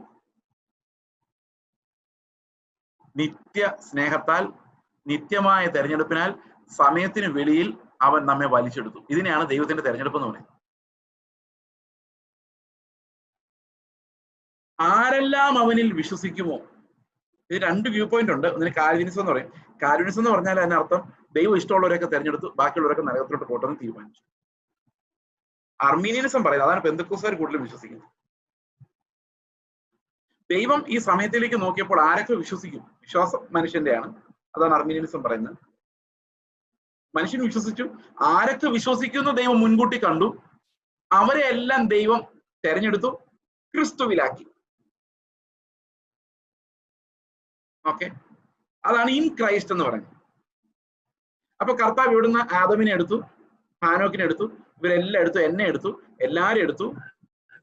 സകല ലോകത്തിന് അടിസ്ഥാനപ്പെടുന്നതിന് കർത്താവ് എന്ത് ചെയ്യുന്നറിയോ? ഈ പുസ്തകത്തിനകത്ത് ഞാൻ ഈ പെൻ വെക്കുന്ന പോലെ, ഈ സ്റ്റൈലസ് വെക്കുന്ന പോലെ, കർത്താവ് ദൈവം എന്നെ, ഞാൻ അകത്തുണ്ട്, ക്രിസ്തുവിൽ തെരഞ്ഞെടുത്തു. Elected me in Christ. അത് എപ്പോ സംഭവിച്ചു? എഫെസ്യരിലാണ് പറഞ്ഞ സകല സൃഷ്ടിക്ക് മുമ്പേ, ലോകത്തിന് മുൻപേ, ആകാശവും ഭൂമി ഉണ്ടാകുന്നതിന് മുമ്പേ. 2 തിമോത്തിയോസ് 1:9 പറയുന്നത് before the beginning of time ഇങ്ങനെ തെരഞ്ഞെടുത്തു. കണ്ടോ നിങ്ങള്? അപ്പൊ ഈ ബൈബിൾ എവിടെ പോയാലും ഇതിനകത്ത് ആരുണ്ട്? ഞാനുണ്ട്. അപ്പൊ ക്രിസ്തു എവിടെ പോയാലും തെരഞ്ഞെടുക്കപ്പെട്ടവരാ എവിടെയുണ്ട്? ക്രിസ്തുവിലുണ്ട്. അവൻ ക്രൂശിൽ മരിക്കുമ്പോ ഞാൻ അവൻ്റെ കൂടെ മരിച്ചു. അവൻ ഉയർത്തെഴുന്നേറ്റപ്പോ ഞാൻ അവനോട് ഉയർത്തെഴുന്നേറ്റു. ഇൻ ക്രൈസ്റ്റ് എന്ന് പറയുന്നത് അതിഭയങ്കരമായ ബ്ലെസ്സിങ്സ് ആണ്. ഇൻ ആഡം മരണമായിരുന്നു, പക്ഷെ ഇൻ ക്രൈസ്റ്റ്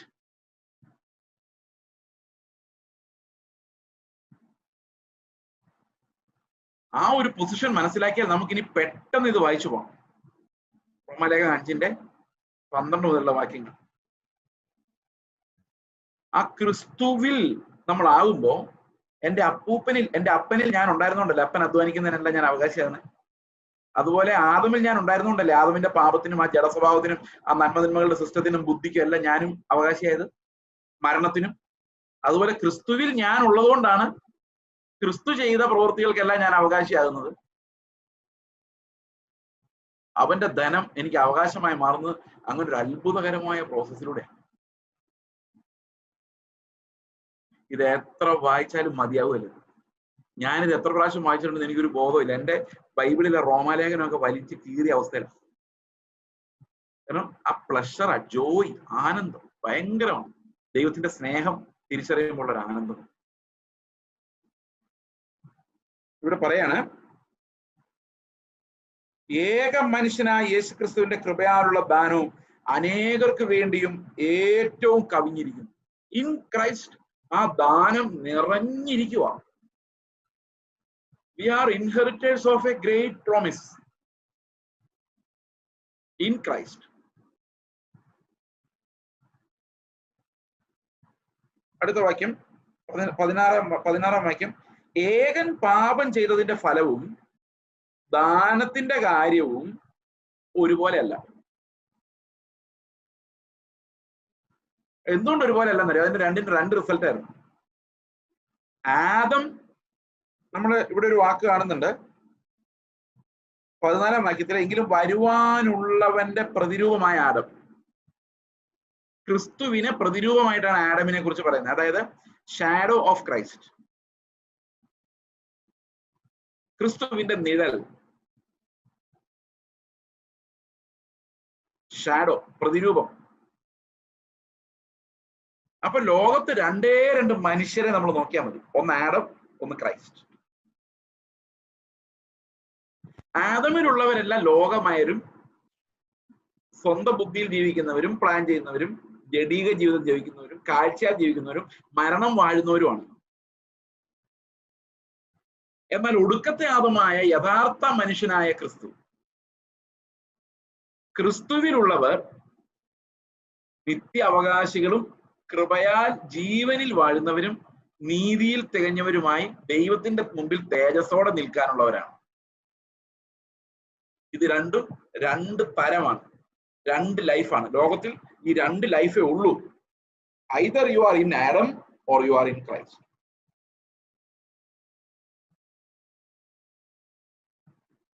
നിങ്ങൾ വിശ്വാസത്തിൽ തന്നെയാണോ എന്ന് ശോധന ചെയ്യുക എന്ന് പറഞ്ഞതിന്റെ അർത്ഥം test whether you are in Adam or in Christ.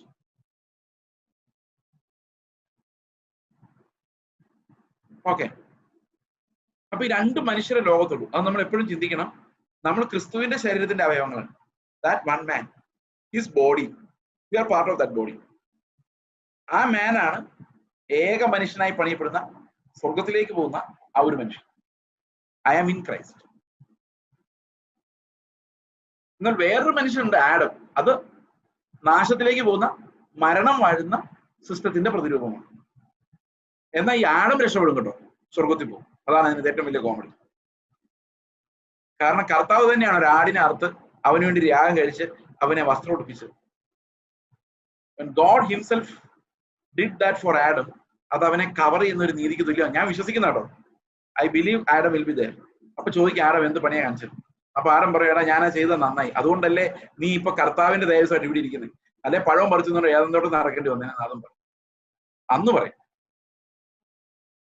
കാരണം നമ്മൾ ഏറ്റവും അനർത്ഥമായിട്ട് ചെയ്യുന്ന പല കാര്യങ്ങളും അത് ശിക്ഷാവിധിക്ക് കാരണമാണ്. പക്ഷെ ദൈവം അതിനകത്ത് വേറൊരാൾക്ക് ഭയങ്കര ബ്ലെസ്സിങ് ഉണ്ടാകുന്നു. ഫോർ എക്സാമ്പിൾ, യേശുക്രിസ്തുവിനോട് ലോകം ചെയ്ത ഏറ്റവും വലിയ കടുപ്പം, ലോകത്തിൽ മനുഷ്യൻ ചെയ്ത ഏറ്റവും വലിയ അക്രമമായിരുന്നു യേശുവിനെ ക്രൂശിൽ ഉയർത്തുക എന്ന് പറയുന്നത്. അത് ചിന്തിക്കാൻ പോലും പറ്റാത്ത അക്രമമാണ്. ദൈവത്തെ ഒരു കമ്പിൽ ഉയർത്തി നഗ്നനാക്കി പ്രതിഷ്ഠിക്കാൻ തന്നെ കോലമായിട്ട് ഉയർത്തുക എന്ന് പറയുന്ന പോലെ അൺതിങ്കബിൾ ആയിട്ടുള്ള ഒരു ഒഫൻസ് ഇല്ല. പക്ഷെ നിങ്ങളൊന്ന് ആലോചിക്കുകയും അത്രയും മ്ലേച്ഛമായ ഒരു പ്രവൃത്തിയെ ഇത്രയും പേരെ രക്ഷിക്കാൻ വേണ്ടി ദൈവം ഉപയോഗിക്കുക. God used that event to save us, to sanctify us. അപ്പൊ ഏറ്റവും വഷളായ ഒരു മനുഷ്യ പ്രവൃത്തിയെ ദൈവം അതൊരു ബ്യൂട്ടിഫുൾ ആക്കി മാറ്റാനുള്ള ദൈവത്തിന്റെ അത്ഭുതകരമായ കഴിവാണ് ആ കാൽവരി ക്രൂശിൽ നമ്മൾ കാണുന്നത്. Man's anger kindled against the Lord who created him, and then God then offering himself in full love. What a sight! മനുഷ്യന്റെ മുഴുവൻ പാവവും ദൈവത്തിന്റെ മുഴുവൻ സ്നേഹവും ആ ക്രൂശിൽ നമുക്ക്.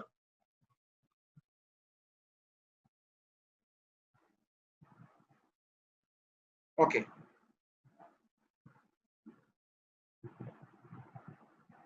ഏകന്റെ പാപം ശിക്ഷാവിധി കൽപ്പിക്കുവാൻ ഹേതുവായി തീർന്നു.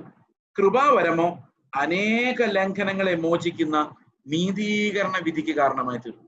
കൃപയുടെ കാര്യം നമ്മൾ പറയും. ഒരു സൈഡിൽ കൂടെ പാപത്തിന്റെയും മരണത്തിന്റെയും കാര്യം പറയുന്നു. അത് ആദം മുതൽ മോശ വരെ വാണിരുന്നു. മോശയുടെ സമയത്ത് എന്ത് സംഭവിച്ചു വെച്ച് കഴിഞ്ഞാൽ ന്യായപ്രമാണം വന്നു. ന്യായപ്രമാണം വന്നപ്പോൾ നമുക്ക് പാപത്തെ മെഷർ ചെയ്യാൻ പറ്റി.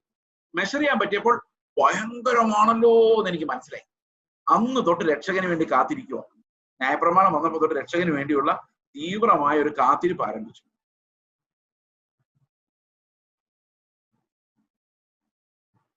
ഓക്കെ, അനേക ലംഘനങ്ങളെ ക്ഷമിക്കുന്ന നീതീകരണ വിധിക്ക് കാരണമായി തീർന്നു.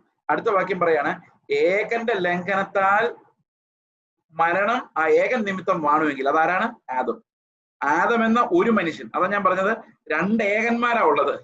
ഒന്ന് ആദം എന്ന ഏകനും മറ്റൊന്ന് ക്രിസ്തു എന്ന ഏകനും.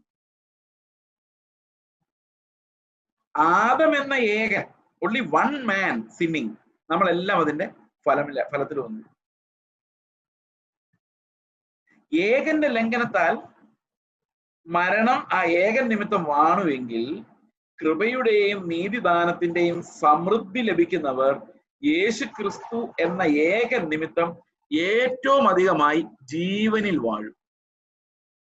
നല്ല സൂപ്പറായിട്ട് ജീവിക്കുന്നു, ഒരു രാജാവിനെ പോലെ ജീവിക്കുന്നു. പക്ഷെ ഒരു കുഴപ്പമുണ്ട്, ഈ രാജാവ് എന്ന് പറയുന്നത് ഈ ലോകത്തിലെ രാജാവല്ല, ക്രിസ്തുവിന്റെ ദാനത്തിന്റെ സമൃദ്ധിയാണ്. അവിടെയാണ് ഒരു വലിയ വ്യത്യാസം. ഞാൻ പണ്ട് ഒരു മിഷൻ ക്യാമ്പില് പങ്കെടുക്കാൻ വേണ്ടി പോയി. ഞാനൊരു മിഷണറി ആയിരുന്നു. അപ്പം ഞങ്ങളെ പോലുള്ള കുറെ മിഷണറിമാരോട് സംസാരിക്കാൻ വേണ്ടി ഒരാൾ വന്നായിരുന്നു. ഛത്തീസ്ഗഡ് എന്ന് പറയുന്ന സ്ഥലത്താണ്. അപ്പൊ ഇവര് ഞങ്ങൾക്ക് മാസം തോറും ഒരു ചെറിയ സപ്പോർട്ട് അയച്ചു തരുന്നുണ്ടായിരുന്നു. അപ്പൊ ആ ആൾക്കാരാണ് വന്നത്. പ്രസംഗിച്ചുകൊണ്ടിരുന്ന ആള് പറയാണ് പ്രസംഗത്തിനിടയ്ക്ക്, വാഴാൻ പോകട്ടെ, ഈ കൃപക്കാർ ഈ വാഴ്ചയായിട്ടാ വന്നത്. നിങ്ങൾ രാജാവിന്റെ മക്കളാണെങ്കിൽ രാജാവിന്റെ മക്കളെ പോലെ ജീവിക്കണം. നിങ്ങളുടെ മൊബൈൽ ഫോൺ ഏറ്റവും നല്ലതായിരിക്കണം, നിങ്ങളുടെ വണ്ടി ഏറ്റവും നല്ലതായിരിക്കണം, നിങ്ങളുടെ ഷർട്ട്, നിങ്ങളുടെ ഉടുപ്പ്, നടപ്പ് എല്ലാം ലോകത്തിലെ ബെസ്റ്റ് ആയിരിക്കും. എങ്ങനെയുണ്ട് പ്രസംഗം? ഞാൻ കൈവക്കി. ഈ സൂമിൽ വേണേൽ റേസ് ചെയ്യാം കേട്ടോ ഹാൻഡ്. ഇതിനിടയ്ക്ക് ചോദിക്കണ്ട. അപ്പൊ ഞാനിങ്ങനെ കൈപൊക്കി. സൂമിലൊന്നും അല്ലായിരുന്നു, ഞങ്ങളിന്റെ വട്ടമേശ ഇരിക്കുക. അപ്പൊ പുള്ളി എന്താ? ഞാൻ പറഞ്ഞു എനിക്കൊരു സംശയം ഉണ്ടോ, ഒന്ന് ക്ലാരിഫൈ ചെയ്യാൻ പറ്റുമെന്ന് അറിയാൻ വേണ്ടിയാണ്. പുള്ളി എന്താ സംശയം? ഞാൻ ചോദിച്ചു, ഏത് രാജാവിന്റെ മകൻ? ഞങ്ങൾ രാജാവിന്റെ മക്കളായിട്ട് ജീവിക്കണമെന്ന് പറഞ്ഞു. ഏത് രാജാവിന്റെ മകൻ? ക്രൂശിൽ നഗ്നനായി എന്റെ രാജ്യം ഐഹികമല്ല എന്ന് പറഞ്ഞ് മരിച്ച യേശുക്രിസ്തു എന്ന രാജാവിനെയാണോ ഉദ്ദേശിച്ചത്? അത് ഒന്ന് എന്നെ വീണ് നമസ്കരിച്ചാൽ ഇതെല്ലാം തരാമെന്ന് പറഞ്ഞ ഈ ലോകത്തിന്റെ പ്രഭുവിനെയാണോ, ആരെയാണ് പാസ്റ്റർ ഉദ്ദേശിച്ചത് ഒന്ന് ക്ലാരിഫൈ ചെയ്യാമെങ്കിൽ നമുക്ക് അനുഗമിക്കാൻ എളുപ്പമുണ്ടായിരുന്നു. അപ്പൊ പുള്ളി ഒന്ന് പതറി, പുള്ളി സംഘാടകരൊക്കെ ഓടി അതിന്റെ അടുത്ത് വന്നിട്ട് പറഞ്ഞു, ഒന്നും ഇപ്പം വേണ്ട, നമുക്ക് പിന്നെ സംസാരിക്കാം. ഞാൻ പറഞ്ഞു ഓക്കെ. മീറ്റിംഗ് കഴിഞ്ഞപ്പോ ഈ പുള്ളിയുടെ അടുത്ത് ഞാൻ ചെന്നിട്ട് പറഞ്ഞു, നിങ്ങളുടെ ഈ പ്രസംഗം ഞാൻ നേരത്തെ കേട്ടിട്ടുണ്ടോ? പുള്ളി പറഞ്ഞു, എവിടെ, നിങ്ങൾ ബാംഗ്ലൂർ വന്നിട്ടുണ്ടോ?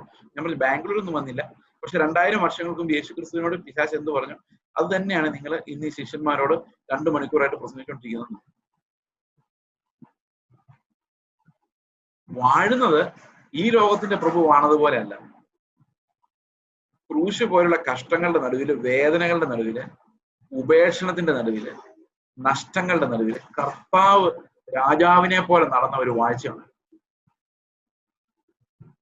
പിതാവിനെ പ്രസാദിപ്പിച്ച് അവന്റെ മഹത്വത്തിന്റെ ധനത്തിനൊത്തവണ്ണം ദൈവത്തിന്റെ പ്രസാദം വാങ്ങിച്ച് വിശന്ന് പൊരിഞ്ഞ് ദാഹിച്ചു വരണ്ട് ഒരു ശമര്യക്കാരസ്ത്രീയോട് സംസാരിക്കാൻ വേണ്ടി ശരീരത്തിന്റെ മുഴുവൻ എനർജിയും എടുത്ത് മടുത്ത് അവിടെ ചെന്ന് ആ സ്ത്രീയോട് സംസാരിച്ചു കഴിയുമ്പോൾ കർത്താവ് പറയാണ്, എന്റെ ശരീരം ഇപ്പോൾ ശക്തമായി, ആഹാരം കിട്ടി, കാരണം ദൈവത്തിന്റെ ഇഷ്ടം ചെയ്യാൻ വേണ്ടി.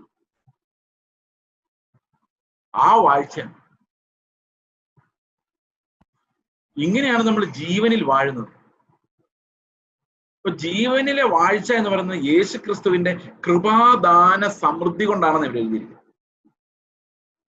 വായിക്കാവുന്നത്, ഏകന്റെ ലംഘനത്താൽ മരണം ആ ഏകൻ നിമിത്തം വാണുവെങ്കിൽ കൃപയുടെയും നീതിദാനത്തിന്റെയും സമൃദ്ധി ലഭിക്കുന്നവർ യേശു ക്രിസ്തു എന്ന കൃപയുടെയും നീതിദാനത്തിന്റെയും സമൃദ്ധി ലഭിക്കുന്നവർ യേശു ക്രിസ്തു എന്ന ഏക നിമിത്തം ഏറ്റവും അധികമായി ജീവനിൽ വാഴും. മരണത്തിൽ വാഴില്ല, ജീവനിൽ വാഴും.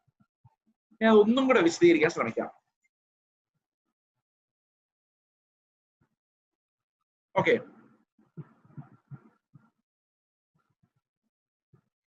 നമ്മുടെ കയ്യിൽ ഒരു നല്ല ചോക്ലേറ്റ് ഉണ്ടെന്ന് വിചാരിച്ചു. ആകെ ഒരു ചോക്ലേറ്റ് ഉണ്ട്. ഇത് തീർന്നു പോകാതിരിക്കാൻ വേണ്ടി പിള്ളേർ പതുക്കെ പതുക്കെ കഴിച്ചോണ്ടിരിക്കും. അതുപോലെ നമ്മുടെ ഈ ലോക ജീവിതം എപ്പോ തീർന്നു എന്ന് അറിയാൻ മേലാത്തതുകൊണ്ട് നമ്മൾ വളരെ സൂക്ഷിച്ചാണ് ജീവിക്കുന്നത്. അതുകൊണ്ടാണ് കേരളത്തിൽ ഇത്രയും ക്വാറന്റൈൻ ഒക്കെ. തീർന്നു പോകുമോ ജീവിതം എന്നൊരു പേടിയുണ്ട്, കുറച്ച് നാളത്തേക്കുള്ളൂ. അപ്പൊ മാക്സിമം ഈ ചോക്ലേറ്റ് ലൈഫിന്റെ ചാറ് നമ്മൾ ഊറ്റിയെടുക്കുക. ഒരാൾ ഈ ഷർട്ട് ഗുണമില്ല കേട്ടോ, അപ്പൊ എനിക്ക് ഉടനെ മനസ്സിലാവും ഗുണമില്ലല്ലേ, അതാ ഈ ചാറ് എടുക്കാൻ പറ്റുന്നില്ല, ഇത് ഇട്ടിട്ട് കുറച്ചുകൂടെ ചാറ് എടുക്കാൻ പറ്റുന്ന രുചി കിട്ടുന്ന ഒരു ഷർട്ട് ഇട്ടേക്കാം, ഒരു ടൈയും കൂടെ കെട്ടിയേക്കാം, ഒരു കോട്ടും കൂടെ ഇട്ടൊരു കൈ ഇങ്ങനെ പിടിച്ചൊരു ഫോട്ടോ എടുത്ത് കൊടുത്തേക്കാം. അപ്പൊ കുറച്ചുകൂടെ ടേസ്റ്റ് കിട്ടുക.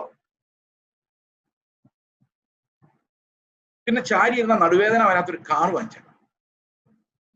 വീട് പണിയുമ്പോൾ ഒരു 2-3 നില അങ്ങ് പണിത് ഇട്ടേക്കാം, ആൾക്കാരൊക്കെ ഒന്ന് കാണട്ടെ. ഏതായാലും ചാവുന്നതിന് മുമ്പ് 2 പൊക്കി പറയട്ടെ. ആ ചോക്ലേറ്റിന്റെ ടേസ്റ്റ് ഊർത്തി എടുക്കുക. നമ്മൾ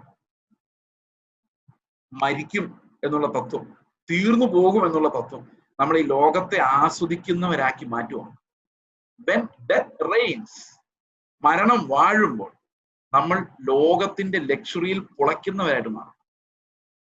കാരണം മരണം നമ്മളോട് പറയുന്നൊരു വാക്കുണ്ട്, നീ ജീവിച്ചിരിക്കുന്നിടത്തോളം കാലം എന്തെങ്കിലും ഒരു പേരുണ്ടാക്കണം, നീ ഇങ്ങനെ പരാജയപ്പെട്ടു പോരുത്, അതുകൊണ്ട് മരിക്കുന്നതിന് മുമ്പ് നീ ചെയ്യാനുള്ളതൊക്കെ ചെയ്യണം. അതിൻ്റെ ഉള്ള വെപ്രാളം ഇതല്ല, തീർന്നു പോകുമെന്നുള്ള പേര്.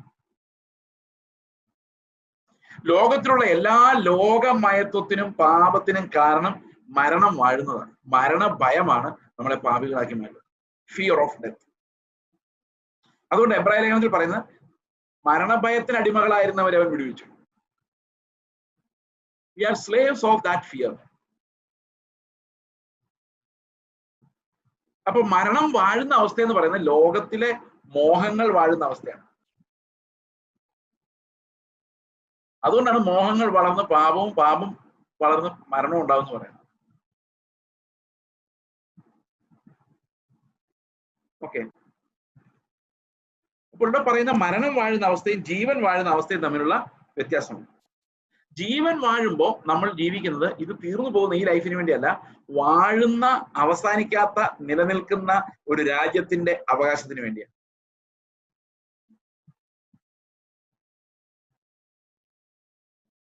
പതിനേഴാം വാക്യത്തിന്റെ അവസാനം പറയുന്നു, കൃപയുടെയും നീതിദാനത്തിന്റെയും സമൃദ്ധി ലഭിക്കുന്നവർ യേശുക്രിസ്തു എന്ന ഏകൻ നിമിത്തം ഏറ്റവും അധികമായി ജീവനിൽ വാഴും. ഈ ജീവനിൽ വാഴുന്നവർക്ക് ഒരു ഷോർട്ടേജും ഇല്ല. കഷ്ടത വന്നാലും അവർക്ക് സന്തോഷിക്കാൻ പറ്റും. കാരണം അകത്തുനിന്നുള്ള സന്തോഷത്തിന് ഷോർട്ടേജ് ഇല്ല. വാഴുക, ഏത് സാഹചര്യത്തിലും വാഴാൻ പറ്റും. അത് ക്രിസ്തുവിന്റെ ധനസമൃദ്ധി നമ്മളെ അങ്ങനെയുള്ളൊരു വാഴ്ചയിലേക്കാണ് നടത്തുന്നത്. 18-ാം വാക്യം. അങ്ങനെ ഏക ലംഘനത്താൽ സകല മനുഷ്യർക്കും ശിക്ഷാവിധി വന്നതുപോലെ, ഒറ്റയാള് പാപം ചെയ്തപ്പം ആ ആളിലുണ്ടായിരുന്ന സകലരും പാപികളായി മാറിയതുപോലെ, ഇതാണ് നമുക്ക് മനസ്സിലാക്കാൻ ഏറ്റവും പാടുള്ള കാര്യം, ഏകനീതിയാൽ, 18-ാം വാക്യം, ഏകനീതിയാൽ സകല മനുഷ്യർക്കും ജീവകാരണമായ നീതീകരണവും വന്നു. ഒറ്റയാളുടെ നീതിയാൽ സകല മനുഷ്യർക്കും, അത് ഭൂമിയിലുള്ള എല്ലാ മനുഷ്യരും അല്ല കേട്ടോ. ബൈബിളിൽ എവിടെയെല്ലാം സാൽവേഷനെ കുറിച്ച് പറയുന്നുണ്ടോ അവിടെ ഒരു ലിമിറ്റേഷൻ ഉണ്ട്. ഓൺലി ദോസ് ഹു ബിലീവ്, വിശ്വസിക്കുന്നവർക്ക് മാത്രം. ആർക്കു വേണമെങ്കിലും വിശ്വസിക്കാം, വിശ്വസിക്കുന്നവർക്ക് മാത്രം. യോഹന്നാൻ 3:16 പറയുന്നു, തന്റെ ഏകജാതനായ പുത്രനിൽ വിശ്വസിക്കുന്ന ഏവനും നശിച്ചു പോകാതെ നിത്യജീവൻ പ്രാപിക്കുക. ദൈവം കൊണ്ട് ലോകത്തെ സ്നേഹിച്ചു. സ്നേഹിച്ചത് ആരെയാ? ലോകത്തെ മുഴുവൻ രക്ഷിക്കാനല്ല, വിശ്വസിക്കുന്ന ഒരുത്തിനും നശിച്ചു പോകാതിരിക്കും. ദൈവത്തിന്റെ സ്നേഹം അങ്ങനെയാണ്. ലോകത്തെ മുഴുവൻ സ്നേഹിച്ചു എന്ന് പറയുമ്പോൾ അതിന്റെ അർത്ഥം ഇതാണ്, വിശ്വസിക്കുന്നവരാരും ലജ്ജിച്ചു പോയി. ആ ഒരു ഓപ്ഷൻ ലോകത്തിന് നൽകി. അതാണ് നമ്മൾ ഇവിടെ കാണുന്നത്. 18-ാം വാക്യം പറയുന്നതാണ്, അങ്ങനെ ഏക ലംഘനത്താൽ സകല മനുഷ്യർക്കും ശിക്ഷാവിധി വന്നതുപോലെ ഏകനീതിയാൽ സകല മനുഷ്യർക്കും ജീവകാരണമായ നീതീകരണവും വന്നു. ഈ ജീവകാരണമായ നീതീകരണം നമ്മൾ 9-ാം വാക്യത്തിൽ കുറച്ചുകൂടെ വിശദമായിട്ട് ഇത് കാണാനുണ്ട്. എങ്കിലും നമുക്ക് ഇവിടെ ഒന്ന് അത് എക്സ്പ്ലെയിൻ ചെയ്താലേ പറ്റുള്ളൂ. നമുക്ക് 6-ാം അധ്യായം മനസ്സിലാണെങ്കിൽ. 19-ാം വാക്യം, ഏക മനുഷ്യന്റെ അനുസരണക്കേടിനാൽ അനേകർ പാപികളായി തീർന്നതുപോലെ ഏകന്റെ അനുസരണത്താൽ അനേകർ നീതിമാന്മാരായി മാറും. By one man's transgression, when all became sinners, and by one man's obedience, all shall be justified. ഞാൻ ഒന്നും കൂടെ അത് ഷെയർ ചെയ്യാം. കഴിഞ്ഞ ദിവസം ഞാൻ വരച്ച ആ പിക്ചർ.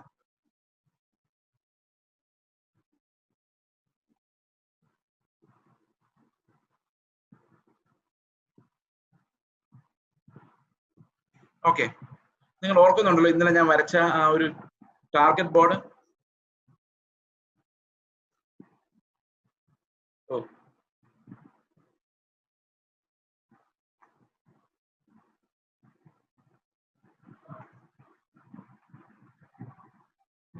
ഇത്രയൊക്കെ മതിയല്ലേ?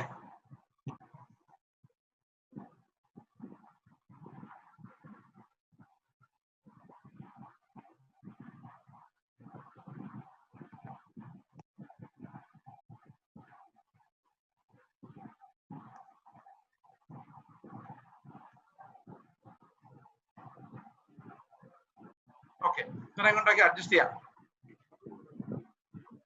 അപ്പൊ നമ്മള് എപ്പോഴും ടാർഗറ്റ് ബോർഡിൽ നമ്മൾ ലക്ഷ്യം വെക്കുന്നത് റെഡ് സ്പോട്ടിനെയാണ്. ഈ റെഡ് സ്പോട്ടിൽ നമ്മുടെ 1000 ആരോസ് ഉണ്ടെന്ന് വിചാരിച്ചു. 1000 ആരോസ്.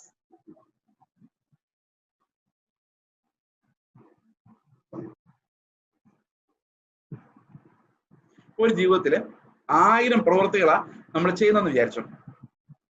യേശു കർത്താവ് 1000 പ്രവൃത്തികൾ ചെയ്യുമ്പോഴും ടാർഗറ്റ് കറക്റ്റ് ആയിരുന്നു. അതായത് ഹി പ്ലീസ്ഡ് ഹിസ് ഫാദർ. അതാണ്, he pleased his father, fulfilled all the law, fulfilled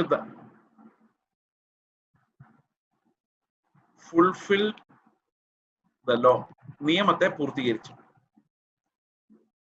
കർത്താവ് ചെയ്തപ്പോ എല്ലാം പെർഫെക്റ്റ് സെൻട്രൽ പോയിന്റിൽ അടിച്ചത്. ഒരു മാറ്റം ഉണ്ടായിരുന്നില്ല, പെർഫെക്റ്റ് ആയിരുന്നു. ലക്ഷ്യം തെറ്റിപ്പോകുന്നതിനാണ് നമ്മൾ പാപം എന്ന് പറയുന്നത്. അപ്പൊ നമ്മൾ എങ്ങനെ വിശദീകരിക്കപ്പെടുന്നറിയോ? അങ്ങോട്ട് ഉന്നം വെച്ചോണ്ടാണ് നമ്മൾ നീതീകരിക്കപ്പെടുന്നത്.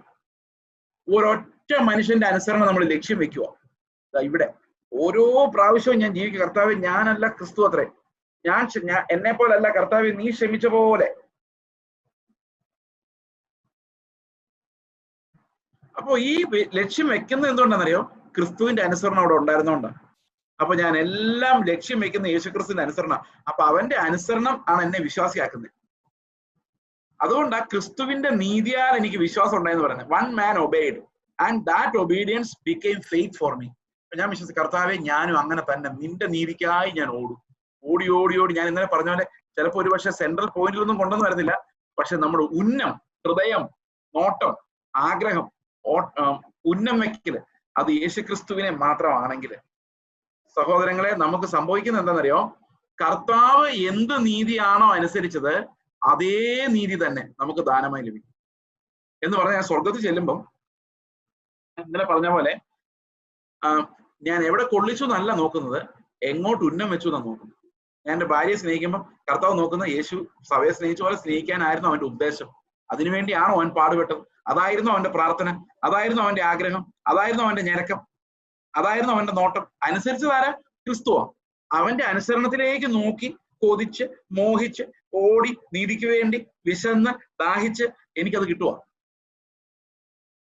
അപ്പൊ സ്വർഗത്തിൽ ചെല്ലുമ്പോൾ കർത്താവ് പറയാ, യൂദായെ യേശുക്രിസ്തു സ്നേഹിച്ചതിന് യേശുക്രിസ്തുവിന് ലഭിക്കേണ്ട നീതിയുടെ പ്രതിഫലം അവൻ നിനക്ക് വേണ്ടി പാപമാക്കി മാറിയ ശേഷം അവന്റെ നീതി നിന്റെ അക്കൗണ്ടിൽ ഇട്ടിരിക്കുക. അതുകൊണ്ട് നീ യേശുവിനെ ലക്ഷ്യമാക്കി ഓടുന്നതെങ്കിൽ നിനക്ക് അവസാനം ലഭിക്കാൻ പോകുന്ന നീതി ക്രിസ്തുവിന്റെ നീതി തന്നെയാണ്. അവൻ സ്നേഹിച്ചതിന്റെ അക്കൗണ്ട് എന്റെ അക്കൗണ്ടിലാണ് വരുന്നത്, അവൻ അനുസരിച്ചത് എന്റെ അക്കൗണ്ടിലാണ് വരുന്നത്. അവന്റെ നീതി എന്റെ അക്കൗണ്ടിൽ കണക്കിടുന്നതിനെയാണ് നീതീകരണം എന്ന് പറയുന്നത്. അതുകൊണ്ടാണ് 19-ാം വാക്യം പറയുന്നത്, ഏകന്റെ അനുസരണം അനേകർക്ക് നീതിയായി മാറി. അപ്പൊ നമ്മൾ അനുസരിക്കേണ്ടെന്നൊരു ചോദ്യം ചോദിക്കും. അനുസരിക്കണോ? തീർച്ചയായിട്ടും. നമ്മുടെ അനുസരണം എന്ന് പറയുന്നത് ഫെയ്ത്താ. നമ്മൾ എപ്പോഴും, ഇന്ന് നിങ്ങൾ വീട്ടിലോട്ട് നോക്കിക്കേ, നിങ്ങളുടെ ചുറ്റുമുള്ള ആൾക്കാരെ നോക്കിക്കേ, വിശ്വസിച്ചേ, ഞാനല്ല ക്രിസ്തു അത്രേ. ഫെയ്ത്ത്. ആ വിശ്വാസം നമ്മുടെ ഉള്ളിലേക്ക് വരുമ്പോഴേക്കും നമ്മൾ നേരെ റെസ്പോർട്ടിലോട്ട് നോക്കുക. അപ്പൊ നമ്മുടെ പ്രവൃത്തികളിൽ ആ ഒരു വിശുദ്ധീകരണം ഉണ്ടാവും. നമ്മൾ പതുക്കെ പതുക്കെ ക്രിസ്തുവിന്റെ ആ ഒരു പെർഫെക്ഷനിലേക്ക് വളരും. അങ്ങനെ മാത്രമേ, വിശ്വാസത്താൽ മാത്രമേ നമുക്ക് അവൻ ഉന്നം വെച്ച് വളരാൻ പറ്റുള്ളൂ. ഇതിന്റെ പ്രോമിസ് എന്താണെന്നറിയോ? ഇപ്പൊ നിങ്ങൾക്ക് 90 വയസ്സായാലും ഒരു ദിവസം ജീവിച്ചുള്ളെങ്കിലും ഈ അവസാന നിമിഷം പറയാണ്, കർത്താവെ എനിക്ക് നീ ആയാ മതി, നിന്നെ പോലെ ആയാ മതി. അത് ആത്മാവീന വരുന്നെങ്കിൽ അവൻ 5 മണിക്ക് പണിയാൻ വിളിച്ചവനെ പോലെയാ, 1 മിനിറ്റ് അധ്വാനിച്ചുള്ളൂ, അപ്പൊ തന്നെ സാങ്ഷൻ. നിങ്ങളൊന്ന് ആലോചിച്ച് നോക്കിയേ. ഈ ഏറ്റവും എനിക്ക് ബൈബിളിൽ അമ്പരപ്പിച്ചിട്ടുള്ള ഒരാളെന്ന് പറയുന്നത് ഈ റിപ്പന്റ് ചെയ്ത തീഫാണ്. Thief who repented. ഓർമ്മയുണ്ടോ? On the cross. Thief who repented. എന്തായിരുന്നു അവന്റെ പ്രത്യേകത? ഇത്രയും വലിയ വിശ്വാസം ഒരാളിലും ഞാൻ കണ്ടിട്ടില്ല. അത്ര ഭയങ്കര വിശ്വാസമായിരുന്നു ആ കള്ളന്. അവൻ ക്രൂശിൽ കിടന്നുകൊണ്ട് പറയുന്നത് എന്താണെന്നറിയോ? ഞാനാണെ പറഞ്ഞേനെ, കർത്താവേ ഇത്ര അത്ഭുതങ്ങൾ ചെയ്ത ആളല്ലേ. മാനസാന്തരപ്പെട്ട ശേഷം, അതിനുമുമ്പ് ഞാൻ ദുഷിക്കുള്ളൂ. പക്ഷെ അവൻ കുറച്ച് കഴിഞ്ഞ് മാനസാന്തരപ്പെട്ടു എന്ന് നമുക്കറിയാം. അപ്പൊ മാനസാന്തരപ്പെട്ട് കഴിയുമ്പോൾ അവൻ പറയുന്നത് എന്തായിരിക്കും എന്നറിയോ? ഞാൻ മാനസാന്തരപ്പെട്ട് കഴിഞ്ഞാൽ എനിക്ക് ഒരു സെക്കൻഡ്.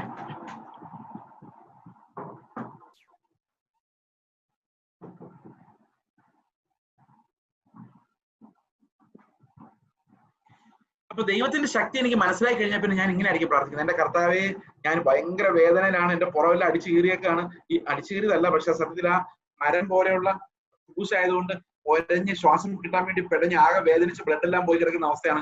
കർത്താവെ നീ എന്നോട് കരുണ കാണിച്ച്, നീ ഒത്തിരി അത്ഭുതങ്ങൾ ചെയ്ത ആളാന്ന് ഇവരെല്ലാം പറയുന്നുണ്ടല്ലോ, എന്നെ ഒന്ന് ഫ്രീ ആക്കി വിടാമെങ്കിൽ ഞാൻ ഈ ജെറുസലേമിൽ മുഴുവൻ നിന്റെ ട്രാക്റ്റും കൊടുത്തോണ്ട് നടന്നോളാം, എന്നെ ഒന്ന് ഇറക്കി വിടണേ കർത്താവേ എന്നല്ലേ ഞാൻ പറയുള്ളൂ. അങ്ങനെ ഞാൻ പറയുള്ളൂ. പക്ഷെ അവൻ എന്താ പറഞ്ഞെന്നറിയോ? കർത്താവെ ഞാൻ മരിക്കാൻ യോഗ്യന, ഞാൻ മരിച്ചോളാം, പക്ഷെ നീ മഹത്വം പ്രാപിച്ച് രാജത്വം പ്രാപിച്ച് വരുമ്പോ എന്നെ ഓർക്കണേ. 3.5 വർഷം യേശുവിന്റെ കൂടെ നടന്ന ശിഷ്യന്മാർക്ക് മനസ്സിലായില്ല ഇവൻ രാജത്വം പ്രാപിച്ചു വരുമെന്ന്. എന്നാൽ 3 മണിക്കൂർ ക്രൂശിൽ കിടന്ന കള്ളം പറയാണ്, നീ രാജത്വം പ്രാപിച്ചു വരും, അന്ന് നീ എന്നെ ഓർത്താൽ മതി, ഞാൻ ഇപ്പം മരിച്ചോളാം. എന്തൊരു ഫെയ്ത്ത് ആയിരുന്നു. ആലോചിച്ചു. ആ ക്രിസ്തു അനുസരിക്കുന്ന അനുസരണം കാണുക. ക്രൂശിലെ മരണത്തോടുള്ള അനുസരണം, ക്രൂശിലെ മരണത്തോളമുള്ള സ്നേഹം, ആ നീതി തികയ്ക്കുക കർത്താവ്. On the cross. Perfect righteousness of Christ. സ്നേഹത്തിന്റെ പെർഫെക്ഷൻ, അനുസരണത്തിന്റെ പെർഫെക്ഷൻ, ക്ഷമയുടെ പെർഫെക്ഷൻ, കരുണയുടെ പെർഫെക്ഷൻ, എല്ലാത്തിന്റെയും പെർഫെക്ഷൻ. ഇവനിങ്ങനെ അത്ഭുതത്തോടെ നോക്കൂ, എന്തൊരു സ്നേഹമാണ് കർത്താവിന്റെ മുഖത്ത്. അവൻ അന്നേരം തീരുമാനിച്ചു, എന്നെ ഈ ക്രൂശിൽ ഇറക്കി വിട്ടാൽ 2 ദിവസം ഞാൻ മര്യാദയ്ക്ക് ജീവിക്കും, പിന്നെയും പഴയ പോലെ. അത് കഴിഞ്ഞ് പിന്നെ മരിച്ച നരകത്തിലേക്ക് പോകും. അതിനേക്കാളൊക്കെ എത്രയോ നല്ലതാണ് ഞാൻ ഇന്ന് ഇവന്റെ കൂടെ മരിച്ച് സ്വർഗത്തിലിരിക്കാനൊരു ചാൻസ് കിട്ടുവാണെങ്കിൽ പുനരുത്ഥാനം പ്രാപിച്ച് ഇവൻ വരുമെന്ന് എനിക്കറിയാം. കണ്ടോ പുനരുത്ഥാനത്തിലുള്ള വിശ്വാസം. കർത്താവ് പറഞ്ഞു, നീ ഇന്ന് എന്റെ കൂടെ പർദീസയിലിരിക്കും. അവൻ ഒരു പണിയും ചെയ്തില്ല, ഒറ്റ നിലവിളിയായിരുന്നു, കർത്താവേ എന്നെ രക്ഷിക്കണേ, നീ മഹത്വത്തിൽ വരുമ്പോ എന്നെ ഓർക്കണേ, ഞാനൊരു പാവിയാണേ. ചുങ്കക്കാരൻ അങ്ങനെ തന്നെയായിരുന്നു. കർത്താവേ പാവിയാ എന്നോട് കരുണയുണ്ടാകണമേ. അവൻ നീതീകരിക്കപ്പെട്ടവനായി വീട്ടിലേക്ക് മടങ്ങി. ആ യേശുവിന്റെ അനുസരണത്തിലേക്ക് നമ്മൾ ഉറ്റു നോക്കുക, കൊതിയോടെ, വേദനയോടെ, വിഷമത്തോടെ, ഞാൻ അങ്ങനെ അല്ലല്ലോ എന്നുള്ള തകർച്ചയോടെ, കർത്താവെ ആ നീതി എനിക്ക് നൽകണമേ എന്നുള്ള നിലവിളിയോടെ ഞാൻ കർത്താവിനെ ഉറ്റു നോക്കുക. ആ നോട്ടമാണ് ആ ക്രൂശിലേക്ക്, മരുഭൂമിയിൽ മോശ പിച്ചള സർപ്പത്തെ ഉയർത്തിയതുപോലെ മനുഷ്യപുത്രനെ ഉയർത്തിയേക്കുക. അവനെ നോക്കുന്നവരെല്ലാം മരണത്തിൽ നിന്ന് രക്ഷപ്പെടുക ബൈ ഫെയ്ത്ത്. ഇതാണ് റോമാലേഖനം 5-ാം അധ്യായത്തിൽ നമ്മൾ 19-ാം വാക്യത്തിൽ നമ്മൾ കാണുന്ന കാഴ്ച. ഇനി ഇതിനകത്ത് നമ്മൾ വളരെ നിർണായകമായ പ്രതിസന്ധി ഉണ്ടാക്കാവുന്ന ഒരു ഉപദേശം, അതായത് ഒത്തിരി പേർ ദുർവിനിയോഗം ചെയ്തിട്ടുള്ള ഒരു ഉപദേശത്തിലേക്കാണ് നമ്മൾ വരുന്നത്. റോമാലേഖനം 5:20 നമുക്ക് വായിക്കാം. എന്നാൽ ലംഘനം പെരുകേണ്ടതിന് ന്യായപ്രമാണവും ഇടയിൽ ചേർന്നു വന്നു. അതുകൊണ്ട് മരണം ഇങ്ങനെ വാണുകൊണ്ടിരിക്കുവായിരുന്നു. പാപം ഉണ്ടെന്നറിയാം, പക്ഷെ ന്യായപ്രമാണം വന്നപ്പോഴാണ് മനസ്സിലായത്, ഇത് ഇത്ര ഭയങ്കരമായിട്ടുണ്ടല്ലോ എന്റെ കർത്താവ്. അപ്പൊ ഈ ലംഘനത്തെ പെരുക്കി, പാപത്തെ അല്ല കേട്ടോ പെരുക്കുന്നത്, ലംഘനത്തെ. ട്രാൻസ്ഗ്രഷൻ എന്ന് പറഞ്ഞാൽ ബ്രേക്കിംഗ് ഓഫ് ദ ലോ. പാപ സ്വഭാവവുമായിട്ട് ഞാൻ ജീവിക്കുമ്പോൾ ഞാൻ ഇത്രയും ദൈവത്തിന്റെ നിയമങ്ങൾ ലംഘിച്ചാണല്ലോ കർത്താവെ ജീവിക്കുന്നത് എന്ന് മനസ്സിലാകുന്നത് ന്യായപ്രമാണം വരുമ്പോഴാണ്. അപ്പൊ ന്യായപ്രമാണം വന്നപ്പോഴാണ് എനിക്ക് ശരിക്കും പാപബോധം ഉണ്ടാകുന്നത്.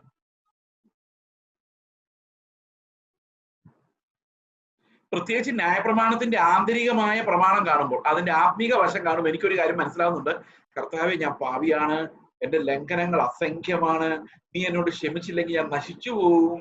അങ്ങനെ ഉള്ളിന്റെ ഉള്ളിൽ തോന്നുക.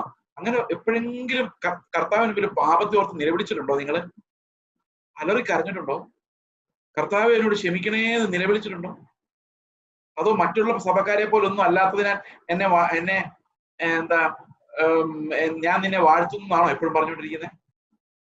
അയൽവക്കക്കാരെ പോലെ ഒന്നും അല്ല ഞാൻ, എന്റെ ഭാര്യയെ പോലെ അല്ല, എന്റെ ഭർത്താവിനെ പോലെ അല്ല, എന്റെ കുഞ്ഞുങ്ങളെ പോലെ അല്ല, ഞാൻ കുറച്ച് മര്യാദക്കാരന് നല്ലതുള്ള ആയതുകൊണ്ട് ഞാൻ നിന്നെ വാഴ്ത്തുന്നതാണോ നമ്മൾ പറയുന്നത്? അതോ കർത്താവെ ഞാൻ അരിഷ്ടനും പാവിയും നിന്റെ മുമ്പ് നിൽക്കാൻ യോഗ്യതയില്ലാത്തവനും യാതൊരു തരത്തിലും രക്ഷയ്ക്ക് അവകാശമില്ലാതിരുന്ന ഒരു പരദേശിയുമാണ് കർത്താവെ, എന്നോട് നീ കരുണ കാണിക്കണമെന്ന് ജീവിതത്തിൽ എപ്പോഴെങ്കിലും കർത്താവിനോട് നിലവിളിച്ചിട്ടുണ്ടോ? പാപമോചനത്തിനായിട്ട്, നീതിക്കായിട്ട് കരഞ്ഞിട്ടുണ്ടോ?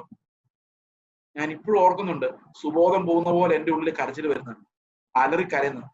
രക്ഷിക്കപ്പെടുന്ന സമയത്ത് കർത്താവ് ക്ഷമിച്ചതിലുള്ള സന്തോഷം കാരണം നിലവിളിക്കുന്നത് ഞാൻ ഇപ്പോഴും ഓർക്കുന്നുണ്ട്. കാരണം ആ ഒരു ഇമോഷൻസ് ഒന്നും ഉണ്ടാകണമെന്നൊന്നും അല്ല ഞാൻ പറയുന്നത്, പക്ഷെ നമ്മുടെ ഉള്ളിൽ ഭയങ്കരമായ ഒരു ആഗ്രഹം, പാപബോധം, മാനസാന്തരം, കർത്താവെ നീ എന്നിൽ വാഴണം, നിന്റെ നീതി എന്നിൽ വാഴണം എന്നുള്ള ഭയങ്കരമായ ഒരു തീക്ഷ്ണമായ ഒരു ആഗ്രഹത്തിലേക്ക് നമ്മൾ വരണം. അതാ ഇവിടെ കാണുന്ന. അത് വരുത്താൻ വേണ്ടിയാണ് ന്യായപ്രമാണം വന്നേക്കുന്നത്.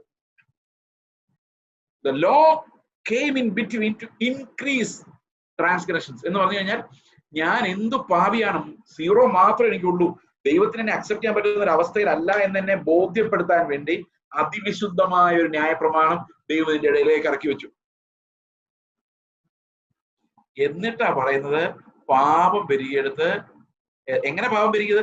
ചെയ്ത് പെരുകിയതല്ല, ഹൃദയം തകർന്ന് അനലൈസ് ചെയ്ത് നോക്കിയപ്പോ പെരുകിയതാണ്.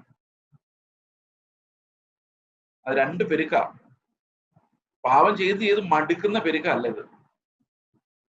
പാപം കണ്ടുപിടിച്ചു ഞാൻ ചെയ്ത അനലൈസ് ചെയ്ത് കണ്ടുപിടിച്ച് ന്യായപ്രമാണം വെച്ചേ കണ്ടുപിടിച്ച് നോക്കുമ്പോഴേക്കും എനിക്ക് അങ്ങ് ഭയങ്കര പരവേശം ഉണ്ടാവുക. എനിക്ക് ഉണ്ടായ എക്സ്പീരിയൻസിനെ കുറിച്ച് ഞാൻ അടുത്ത ദിവസം 7-ാം അധ്യായം തീരുമ്പം 8-ാം അധ്യായം തുടങ്ങുമ്പോൾ ഞാൻ പറയാം. അപ്പോൾ ആ ഒരു ന്യായപ്രമാണം ഇതിനിടയിലേക്ക് വന്നിട്ട് പാപത്തെ പെരുക്കി കാണിച്ചു. ട്രൂ കളർ എനിക്ക് വെളിപ്പെടുത്തി തന്നപ്പോൾ ഞാൻ ഒരു പ്രവൃത്തി പോലും ദൈവത്തിന് പ്രസാദമായിട്ട് ചെയ്യുന്നില്ല എന്ന് ആ ആന്തരിക പ്രമാണം എന്നെ ഓർമ്മിപ്പിച്ചു കഴിഞ്ഞപ്പോഴേക്കും എൻ്റെ എല്ലാ സ്വയനീതിയും പൊട്ടി. ഞാൻ ചെയ്ത പ്രവൃത്തികളുടെ മേലുള്ള എൻ്റെ അഹങ്കാരം തകർന്ന് കർത്താവേ ഞാൻ പാപിയാണേ എന്ന് നിലവിളിക്കുന്ന ഒരവസ്ഥയിലേക്ക് ഞാൻ വരുന്ന, അതിനു വേണ്ടിയാണ് ന്യായപ്രമാണം നമുക്ക് തന്നിരിക്കുന്നത്. To create that brokenness in us. അങ്ങനെ പൗലോസ് പറയുന്നത്.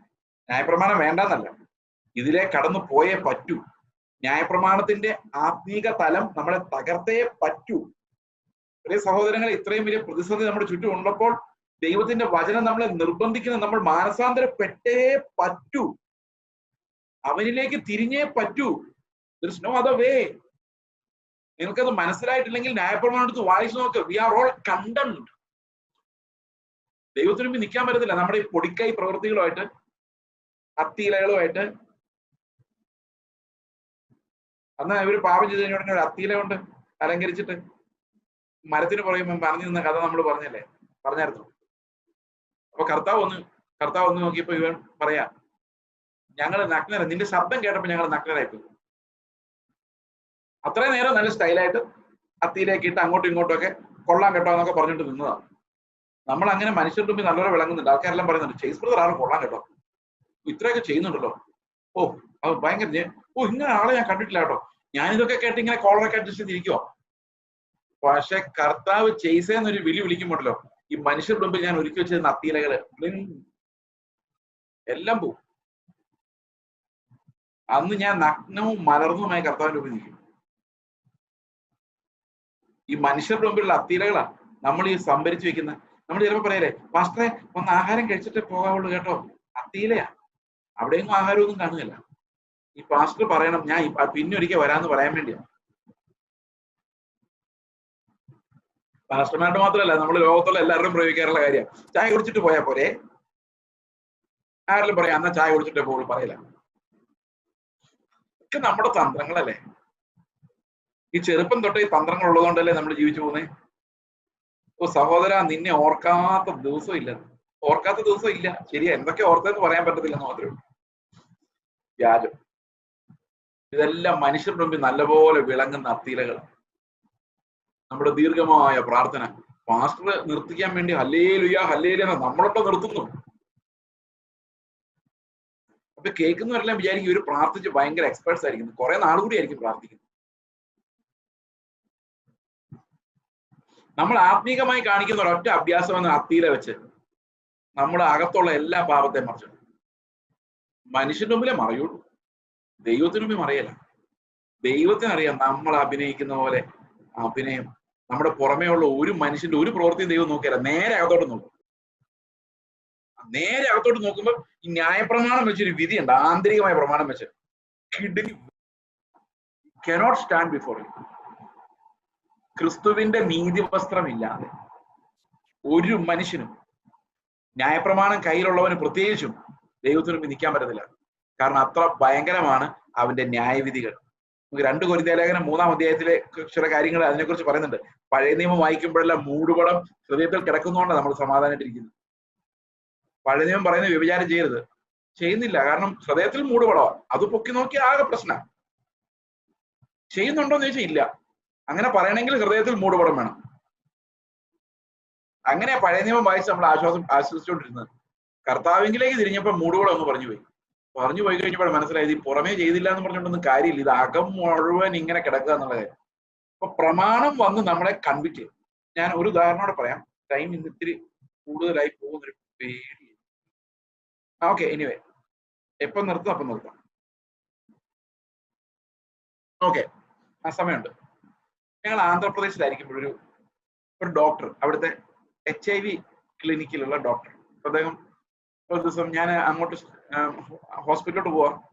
അന്നേരം ഈ ഡോക്ടർ സ്റ്റെപ്പ് ഇറങ്ങി എന്നോട് പുള്ളി പറഞ്ഞു, ചേച്ചി എനിക്ക് അത്യാവശ്യമായിട്ടൊരു കാര്യം പറയാനുണ്ട്. എന്റെ റൂമിലോട്ട് വരാൻ ചോദിച്ചു. ഞാൻ പറഞ്ഞു ഓക്കെ, ചെന്നിരുന്നു. പുള്ളി ബിലീവറാണ്.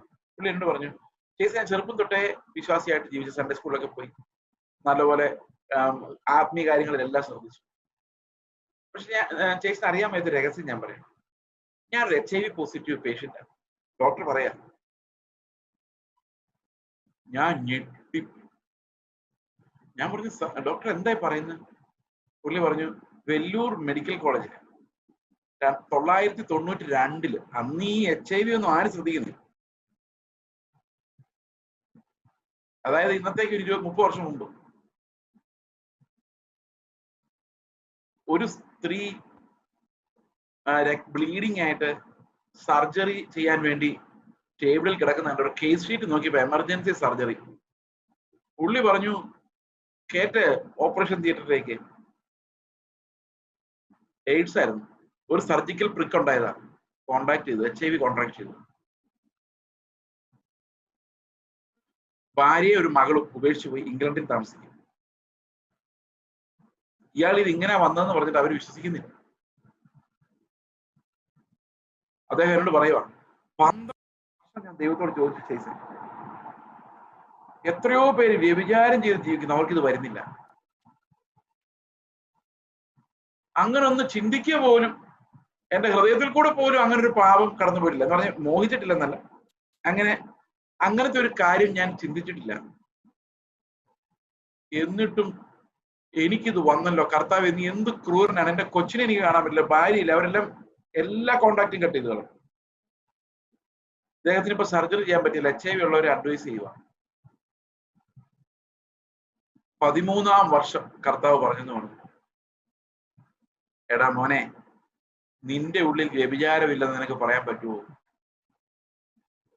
അപ്പോഴാണ് പുള്ളി അകത്ത് എക്സാമിൻ ചെയ്തിട്ട് പറഞ്ഞ്, കർത്താവേ നീ എന്നെ കൊന്നാ പോലും എനിക്ക് പരാതിയില്ല, ഐ ആം എ സിന്നർ, എന്നോട് ക്ഷമിക്കണേ എന്ന് പുള്ളി നിലവിളിക്കുന്നത്.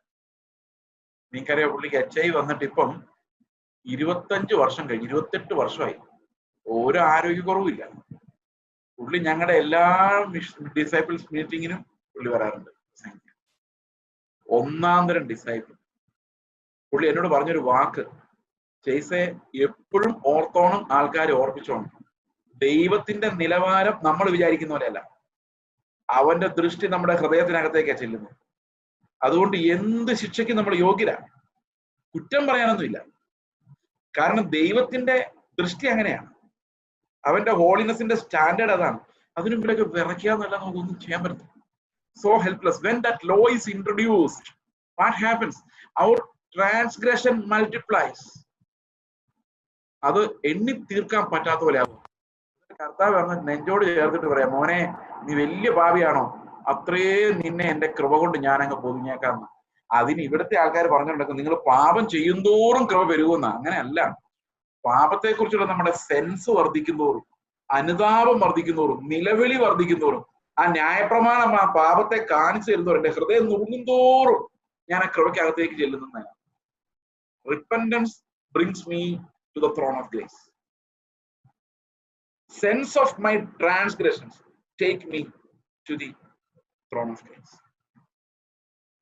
അപ്പൊ പൗലോസിന് അറിയാം, ഇത്രയും പറഞ്ഞു വെച്ചാൽ സംഗതി കുളമാകും. അതുകൊണ്ട് പൗലോസ് ഉടനെ ഒരു ചോദ്യം ചോദിക്കുന്നുണ്ട്.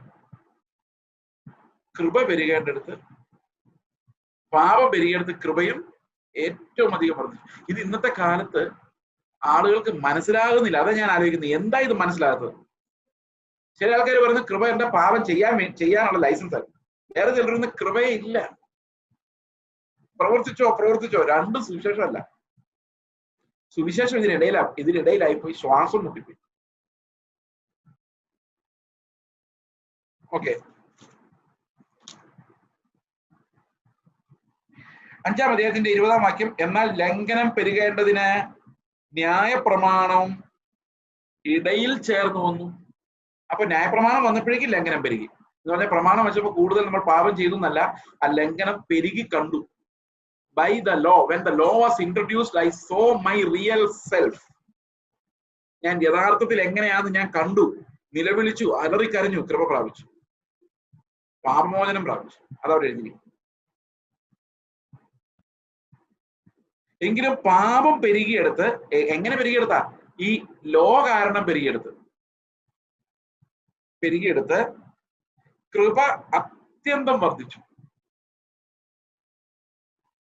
20 വാക്യം, പാപം മരണത്താൽ വാണതുപോലെ കൃപയും നമ്മുടെ കർത്താവായ യേശു ക്രിസ്തു മുഖാന്തരം നീതിയാൽ നിത്യജീവനായി വാഴേണ്ടതിന് തന്നെ. അപ്പൊ എന്തിനാണ് ഇത്രയും ഭയങ്കരമായ ഒരു പാപബോധം നമുക്ക് വരുന്നതെന്നറിയോ? കൃപ വാഴാൻ വേണ്ടിയാണ്. ഈ കൃപ വാഴുന്ന എങ്ങനെയാണെന്ന് കൂടെ ഞാൻ ഒരു നിമിഷം ഒന്ന് കാണിച്ചു. നമുക്ക് അതിനുശേഷം ഈ സെഷൻ അവസാനിക്കും. എങ്ങനെയാണ് കൃപ വാഴുന്നത്?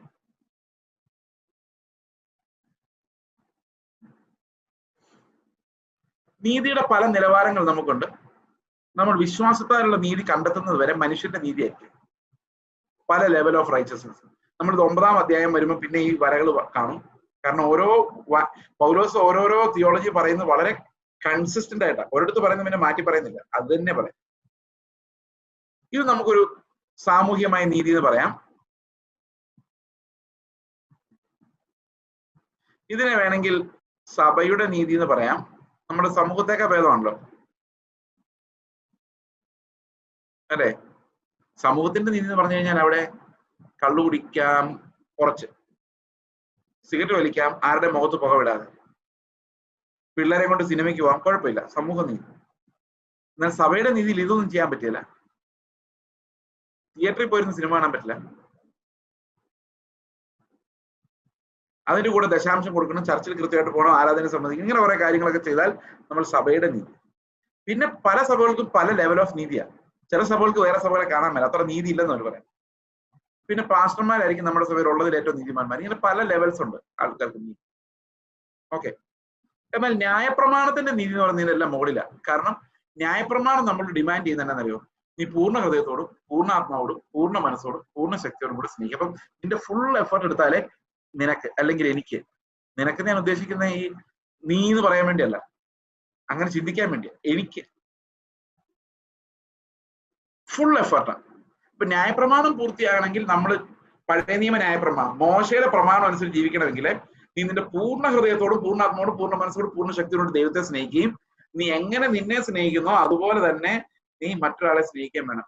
ഇത്രയും തലത്ത് കൃപയല്ല വാഴുന്നേ, നമ്മൾ തന്നെയാ വാഴുന്നേ. ഇവിടെ എല്ലാം നമ്മൾ തന്നെ ചെയ്യുന്നത്, നമ്മൾ തന്നെയാ വാഴുന്നത്. ഇത് എല്ലാ നീതിയുടെ വരകളിലും നമ്മൾ തന്നെയാ വാഴുന്നത്. കാരണം it is a righteousness that is possible for our flesh. നമ്മുടെ ജഡത്തിന് സാധിക്കുന്ന കാര്യമാണ് ഇതെല്ലാം. ഇപ്പൊ ന്യായപ്രമാണത്തിന്റെ സാധിക്കുമെന്ന് വെച്ച് കഴിഞ്ഞാൽ തിയററ്റിക്കലി സാധിക്കും. കാരണം ഡിമാൻഡ് എന്താ വെച്ച് കഴിഞ്ഞാൽ നിങ്ങൾക്ക് എന്തോരം പറ്റുമോ അത്രയും നിന്റെ പൂർണ്ണ ശക്തി പ്രയോഗിച്ച് സ്നേഹിക്കുക, അതാണ് പുട്ട് യുവർ മാക്സിമം എഫേർട്ട്. അപ്പൊ തിയററ്റിക്കലി അത് സാധിക്കും. എന്നാൽ വിശ്വാസത്താലുള്ള നീതി നമുക്ക് കാണിച്ചു തരുന്ന വേറൊരു വഴിയാണ്. അത് എങ്ങനെയാന്ന് വെച്ച് കഴിഞ്ഞാൽ അത് നമ്മൾ 9-ാം അധ്യായത്തിൽ കൂടുതൽ വിശദീകരിച്ച് കാണും. ഈ നീതി കൊണ്ടൊന്നും നമ്മൾ തൃപ്തരല്ല, ഇതുകൊണ്ടൊന്നും തൃപ്തരല്ല. ഈ നീതി ഒന്നും നമ്മളെ സാറ്റിസ്ഫൈ ചെയ്യുന്നില്ല, മതിയാകുന്നില്ല. കാരണം ഇതെല്ലാം മനുഷ്യന്റെ നീതിയാണ്. എനിക്ക് ഇതിനേക്കാൾ എല്ലാം മുകളിലുള്ള ഒരു നീതി വേണം. അത് യേശു ക്രിസ്തുവിലൂടെ വെളിപ്പെട്ട സ്വർഗത്തിലെ ദൈവത്തിന്റെ നീതിയാണ്. അപ്പൊ എന്റെ ലക്ഷ്യം അതാണ്. ഞാൻ ചിലപ്പോ ഈ വരയിലായിരിക്കും, ചിലപ്പോ ഈ വരയിലായിരിക്കും, ചിലപ്പോ ഇവിടെ ആയിരിക്കും. എവിടെ വെച്ച് ഞാൻ സുവിശേഷം കേൾക്കുന്നോ ആ നിമിഷം എന്റെ നീതിയെക്കുറിച്ചുള്ള കാഴ്ചപ്പാട് മാറി. എൻ്റെ ഉള്ളിൽ വിശ്വാസം ഉണ്ടായി, എനിക്കിതൊന്നും പോരാ. ഇവിടെ നിന്നായാലും എവിടെ നിന്നായാലും എനിക്ക് ഈ വര ക്രിസ്തുവിന്റെ ജീവൻ അല്ലാതെ വേറൊരു ലക്ഷ്യമില്ല.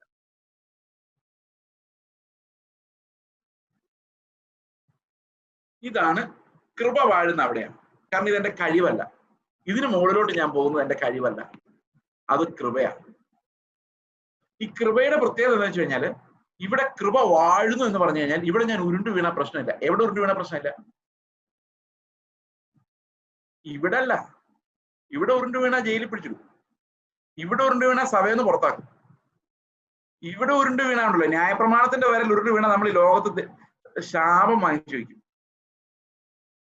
എല്ലാം ശിക്ഷയുണ്ട്. പക്ഷെ ഇതിന് മുകളിലുള്ള ഒരു തലത്തിൽ നമ്മൾ സ്ലിപ്പായാലും ശിക്ഷയില്ല. എന്താ കാരണം എന്നറിയോ? അത് യേശുക്രിസ്തുവിന്റെ നടപ്പ് പരിശീലിക്കുമ്പോൾ ഉണ്ടാകുന്ന വീഴ്ചകളാണ്. അതുപോയി വ്യഭിചാരത്തിൽ വീഴുന്നതിനെ കുറിച്ചോ ധനമോഹത്തിൽ വീഴുന്നതിനെ കുറിച്ചോ ഒന്നും അല്ല പറയുന്നത്. ഇങ്ങനെ ചിന്തിച്ചു നോക്കിയേ, കർത്താവ് എന്നിൽ വസിച്ച് അവന്റെ നീതി എന്നിൽ കാണാൻ വേണ്ടി ഞാൻ ആഗ്രഹിക്കുമ്പോൾ എനിക്ക് അത്ര അങ്ങോട്ട് പറ്റുന്നില്ല. ചില സമയത്ത് ഫെയിലായി പോകുന്നു, സ്നേഹിക്കാൻ പറ്റുന്നില്ല, ഉള്ളിൽ അത് വരുന്നില്ല. ഞാൻ നിന്നോട് കർത്താവേ എന്നോട് ക്ഷമിക്കും. കർത്താവ് പറയും, ഓക്കെ മോനെ, നീ വളർന്നോളും, ഞാൻ നിന്നെ പെർഫെക്റ്റ് ആക്കിക്കോളാം, നീ എന്നെ വിശ്വസിക്ക്, I will make you all right, salvation is in my hand, ഞാൻ നിന്നെ എന്നെ പോലെ ആക്കിയെടുക്കും, നീ എന്നെ വിശ്വസിക്ക്. അവിടെയാണ് കൃപ വാഴുന്നത്. ആ കൃപ വാഴുന്നോണ്ട് മാത്രമാണ് എനിക്ക് ധൈര്യം ക്രിസ്തുവിന്റെ നടപ്പ് നടക്കാൻ. പത്രോസിന് കടലിലൂടെ ഇറങ്ങി നടക്കാൻ തോന്നുന്നൊരു നടപ്പുണ്ടല്ലോ, ആ നടപ്പ് അവന് സാധിക്കുന്നത് കൃപ വാഴുന്നോണ്ടാണ്. യേശുവിനെ പോലെ ക്ഷമിക്കാനും സ്നേഹിക്കാനും അതുപോലെ ജീവിക്കാൻ എനിക്ക് മോഹം തോന്നുന്നുണ്ടെന്നറിയോ, അവൻ എന്റെ കൈക്ക് പിടിച്ചോളെന്ന് അറിയാവുന്നതുകൊണ്ടാണ്, അവൻ എന്നെ അവിടെ എത്തിക്കുന്ന ബോധ്യമുള്ളതുകൊണ്ടാണ്. അല്ലാതെ ഈ ലോകത്തിന്റെ സന്മാർഗത്തിന്റെ പാപത്തിൽ വീഴുന്ന കാര്യമല്ല. കൃപ വാഴുമ്പോൾ നമ്മളുടെ നീതി പരീശന്റെയും ശാസ്ത്രിയുടെയും നീതിയെ കവിയുന്ന നീതിയാണ്. ശരിക്കും നമുക്ക് ക്രിസ്തുവിന്റെ നീതി ഉണ്ടെങ്കിലേ സ്വർഗത്തിൽ എലിജിബിലിറ്റി ഉള്ളൂ. പക്ഷെ കൃപ വാഴുന്നത് കൊണ്ട് നമുക്ക് ഈ നീതിയെ കവിയുന്ന വിശ്വാസത്താലുള്ള നീതി നമുക്ക് ലഭിച്ചിട്ടുണ്ടെങ്കിൽ നമുക്ക് കൃപയാലാണ് ആ പ്രവേശനം. അത് ഏത് വരയിൽ നിന്ന് വേണമെങ്കിലും നമുക്ക് ഈ തലത്തിലേക്ക് വിശ്വാസത്താൽ കയറിപ്പോകാം, ക്രിസ്തുവിന്റെ നീതിയിലേക്ക് കയറിപ്പോകാം. That's not by any of our flesh efforts but by grace. നിങ്ങൾക്ക് ഈ അധ്യായം പഠിക്കുമ്പോൾ അത് പൂർണ്ണമായിട്ട് മനസ്സിലാവില്ല. പക്ഷേ 9-ാം അധ്യായം വരുമ്പോൾ ആ നീതി എങ്ങനെയാണ് വർക്ക് ആകുന്നതെന്ന് പൗലോസ് ഒരു 18 വാക്യങ്ങൾ എടുത്ത് എക്സ്പ്ലെയിൻ ചെയ്യുന്നു. 9:30 മുതൽ 10:10 വരെ ഉള്ള വാക്യങ്ങളിൽ, 12 വരെ എന്ന് വേണമെങ്കിലും പറയാം, ഇതേ ഒരു വിഷയത്തെ പൗലോസ് വളരെ വിശദമായിട്ട് കൈകാര്യം ചെയ്യുന്നുണ്ട്. നമ്മൾ പ്രവർത്തിച്ചുണ്ടാക്കുന്ന നീതിയെക്കാളും ഉന്നതമായൊരു നീതിയിലേക്ക് പോകുന്നവരാണ്. അവിടെയാണ്, ആ നടപ്പിലാണ് ചിലപ്പോൾ നമുക്ക് ഇടർച്ചയുണ്ടാകുന്നത്. യേശുവിനെ പോലെ ആകുന്നില്ല, അതാണ് ആ വീഴ്ച. I'm not perfect like Christ. അയ്യോ കർത്താവ് എന്നോട് ക്ഷമിക്കണേ. കർത്താവ് പറയും, ഓക്കെ മോനെ, നിന്നെ ഞാൻ വളർത്തി അങ്ങനെ ആക്കും. നിന്റെ ഉള്ളിലുള്ള എന്റെ ആത്മാവ് അവന്റെ ദിവ്യ സ്വഭാവത്തിന്റെ പങ്കാളിത്തം നിനക്ക് തന്ന് നിന്നെ ക്രിസ്തുവിൽ തികഞ്ഞവനാക്കി മാറ്റും. ഞാൻ വിചാരിക്കുന്നു നിങ്ങൾക്ക് പറയുന്ന കാര്യങ്ങൾ മനസ്സിലായി എന്ന് ഞാൻ വിചാരിക്കുന്നു. ഇത് ഇപ്പോൾ മനസ്സിലായില്ലെങ്കിൽ നിങ്ങൾ വിഷമിക്കണ്ട, കാരണം ഇതേ കാര്യങ്ങൾ 9-ാം അധ്യായത്തിൽ കുറച്ചുകൂടെ വിശദമായിട്ട് പൗലോസ് തന്നെ എക്സ്പ്ലെയിൻ ചെയ്യുന്നുണ്ട്.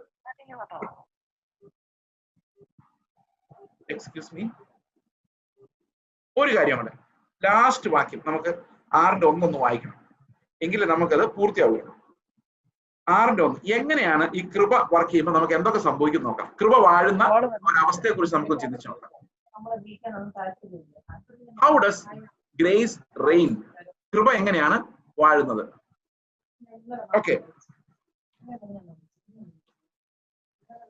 6:1 ആകയാൽ നാം എന്തു പറയേണ്ടു? കൃപ പെരുകേണ്ടതിന് പാപം ചെയ്തുകൊണ്ടിരിക്കായിരുന്നു? അല്ല അല്ല അല്ല, ഒരു നാളും അരുത്. Never sin. കാരണം എന്താണെന്നറിയോ? കൃപയാണ് വാഴുന്നതെങ്കിൽ ഒരു അത്ഭുതം നിങ്ങളുടെ ജീവിതത്തിൽ സംഭവിച്ചിട്ടുണ്ട്. അതെന്താണ്? പാപസംബന്ധമായി മരിച്ചവർ, ഡെഡ് ഇൻ ക്രൈസ്റ്റ്. അതാണ്. അപ്പൊ കൃപ വാഴുമ്പം നമ്മൾ ക്രിസ്തുവിൽ dead in Christ from our sin nature, from sin. പാപസംബന്ധമായി, കൺസേണിങ് സിൻ, പാപസംബന്ധമായി നമ്മൾ മരിച്ചുപോയി. പാപം ചെയ്യുന്ന പഴയ ജഡം ഇല്ല. That's crucified. അതാണ് ഗ്രേസ് എന്ന് പറയുന്നത്. അപ്പം കൃപയുള്ളിടത്ത് പാപം വരരുതെന്നാണ്. എന്തുകൊണ്ട് വരരുത്? Because we are dead, we are no more. അതാണ് നമ്മുടെ ഫെയ്ത്തിന്റെ confession. I died with Christ. സ്നാനപ്പെടുമ്പോൾ ഞാൻ കർത്താവിനോട് പറയുന്നതാ, ഞാൻ മരിച്ചു, ജീവിക്കുന്ന ഞാനല്ല, ക്രിസ്തു അത്രേ. അപ്പൊ പാപം ചെയ്യാൻ പറ്റുമോ? പാപം ചെയ്യാൻ പറ്റില്ല. കാരണം ആരാ ജീവിക്കുന്നത്? ക്രിസ്തു. അപ്പൊ ഞാൻ കൺഫസ് ചെയ്യുന്നതാ, കർത്താവെ ഞാനല്ല, നീയാണ് ജീവിക്കുന്നത്. അപ്പൊ എന്റെ പ്രകൃതത്തിൽ പാപചിന്തകൾ ഉണ്ടാകുമ്പോഴും ഞാൻ അതിനെ മരണത്തിന് വിടുക. I confess my faith, I died in Christ. ഇനി ജീവിക്കുന്നത് ഞാനല്ല, ക്രിസ്തു അത്രേ. അപ്പൊ ക്രിസ്തുവിന്റെ ദിവ്യ സ്വഭാവത്തിലേക്ക് നമ്മളെ കടത്തി വിടുന്നത് ഈ കൃപ എന്ന യജമാനനാണ്. കൃപ വാഴുമ്പോഴാണ് അത് സംഭവിക്കുന്നത്.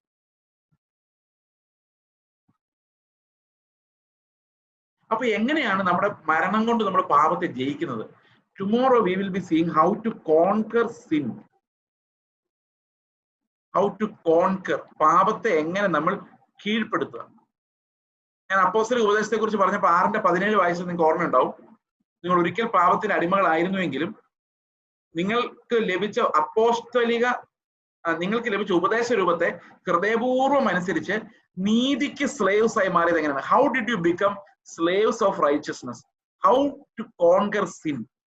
പാപത്തെ തോൽപ്പിച്ച് എങ്ങനെ നീതിക്ക് അടിമകളായി മാറാമെന്ന് റോമാലേഖനം 6-ാം അധ്യായം നമ്മളെ പഠിപ്പിക്കും. അപ്പൊ 6-ാം അധ്യായത്തിലേക്ക് നമ്മൾ കിടക്കുമ്പോൾ we will be examining these two questions: how to conquer sin and how to live a righteous life.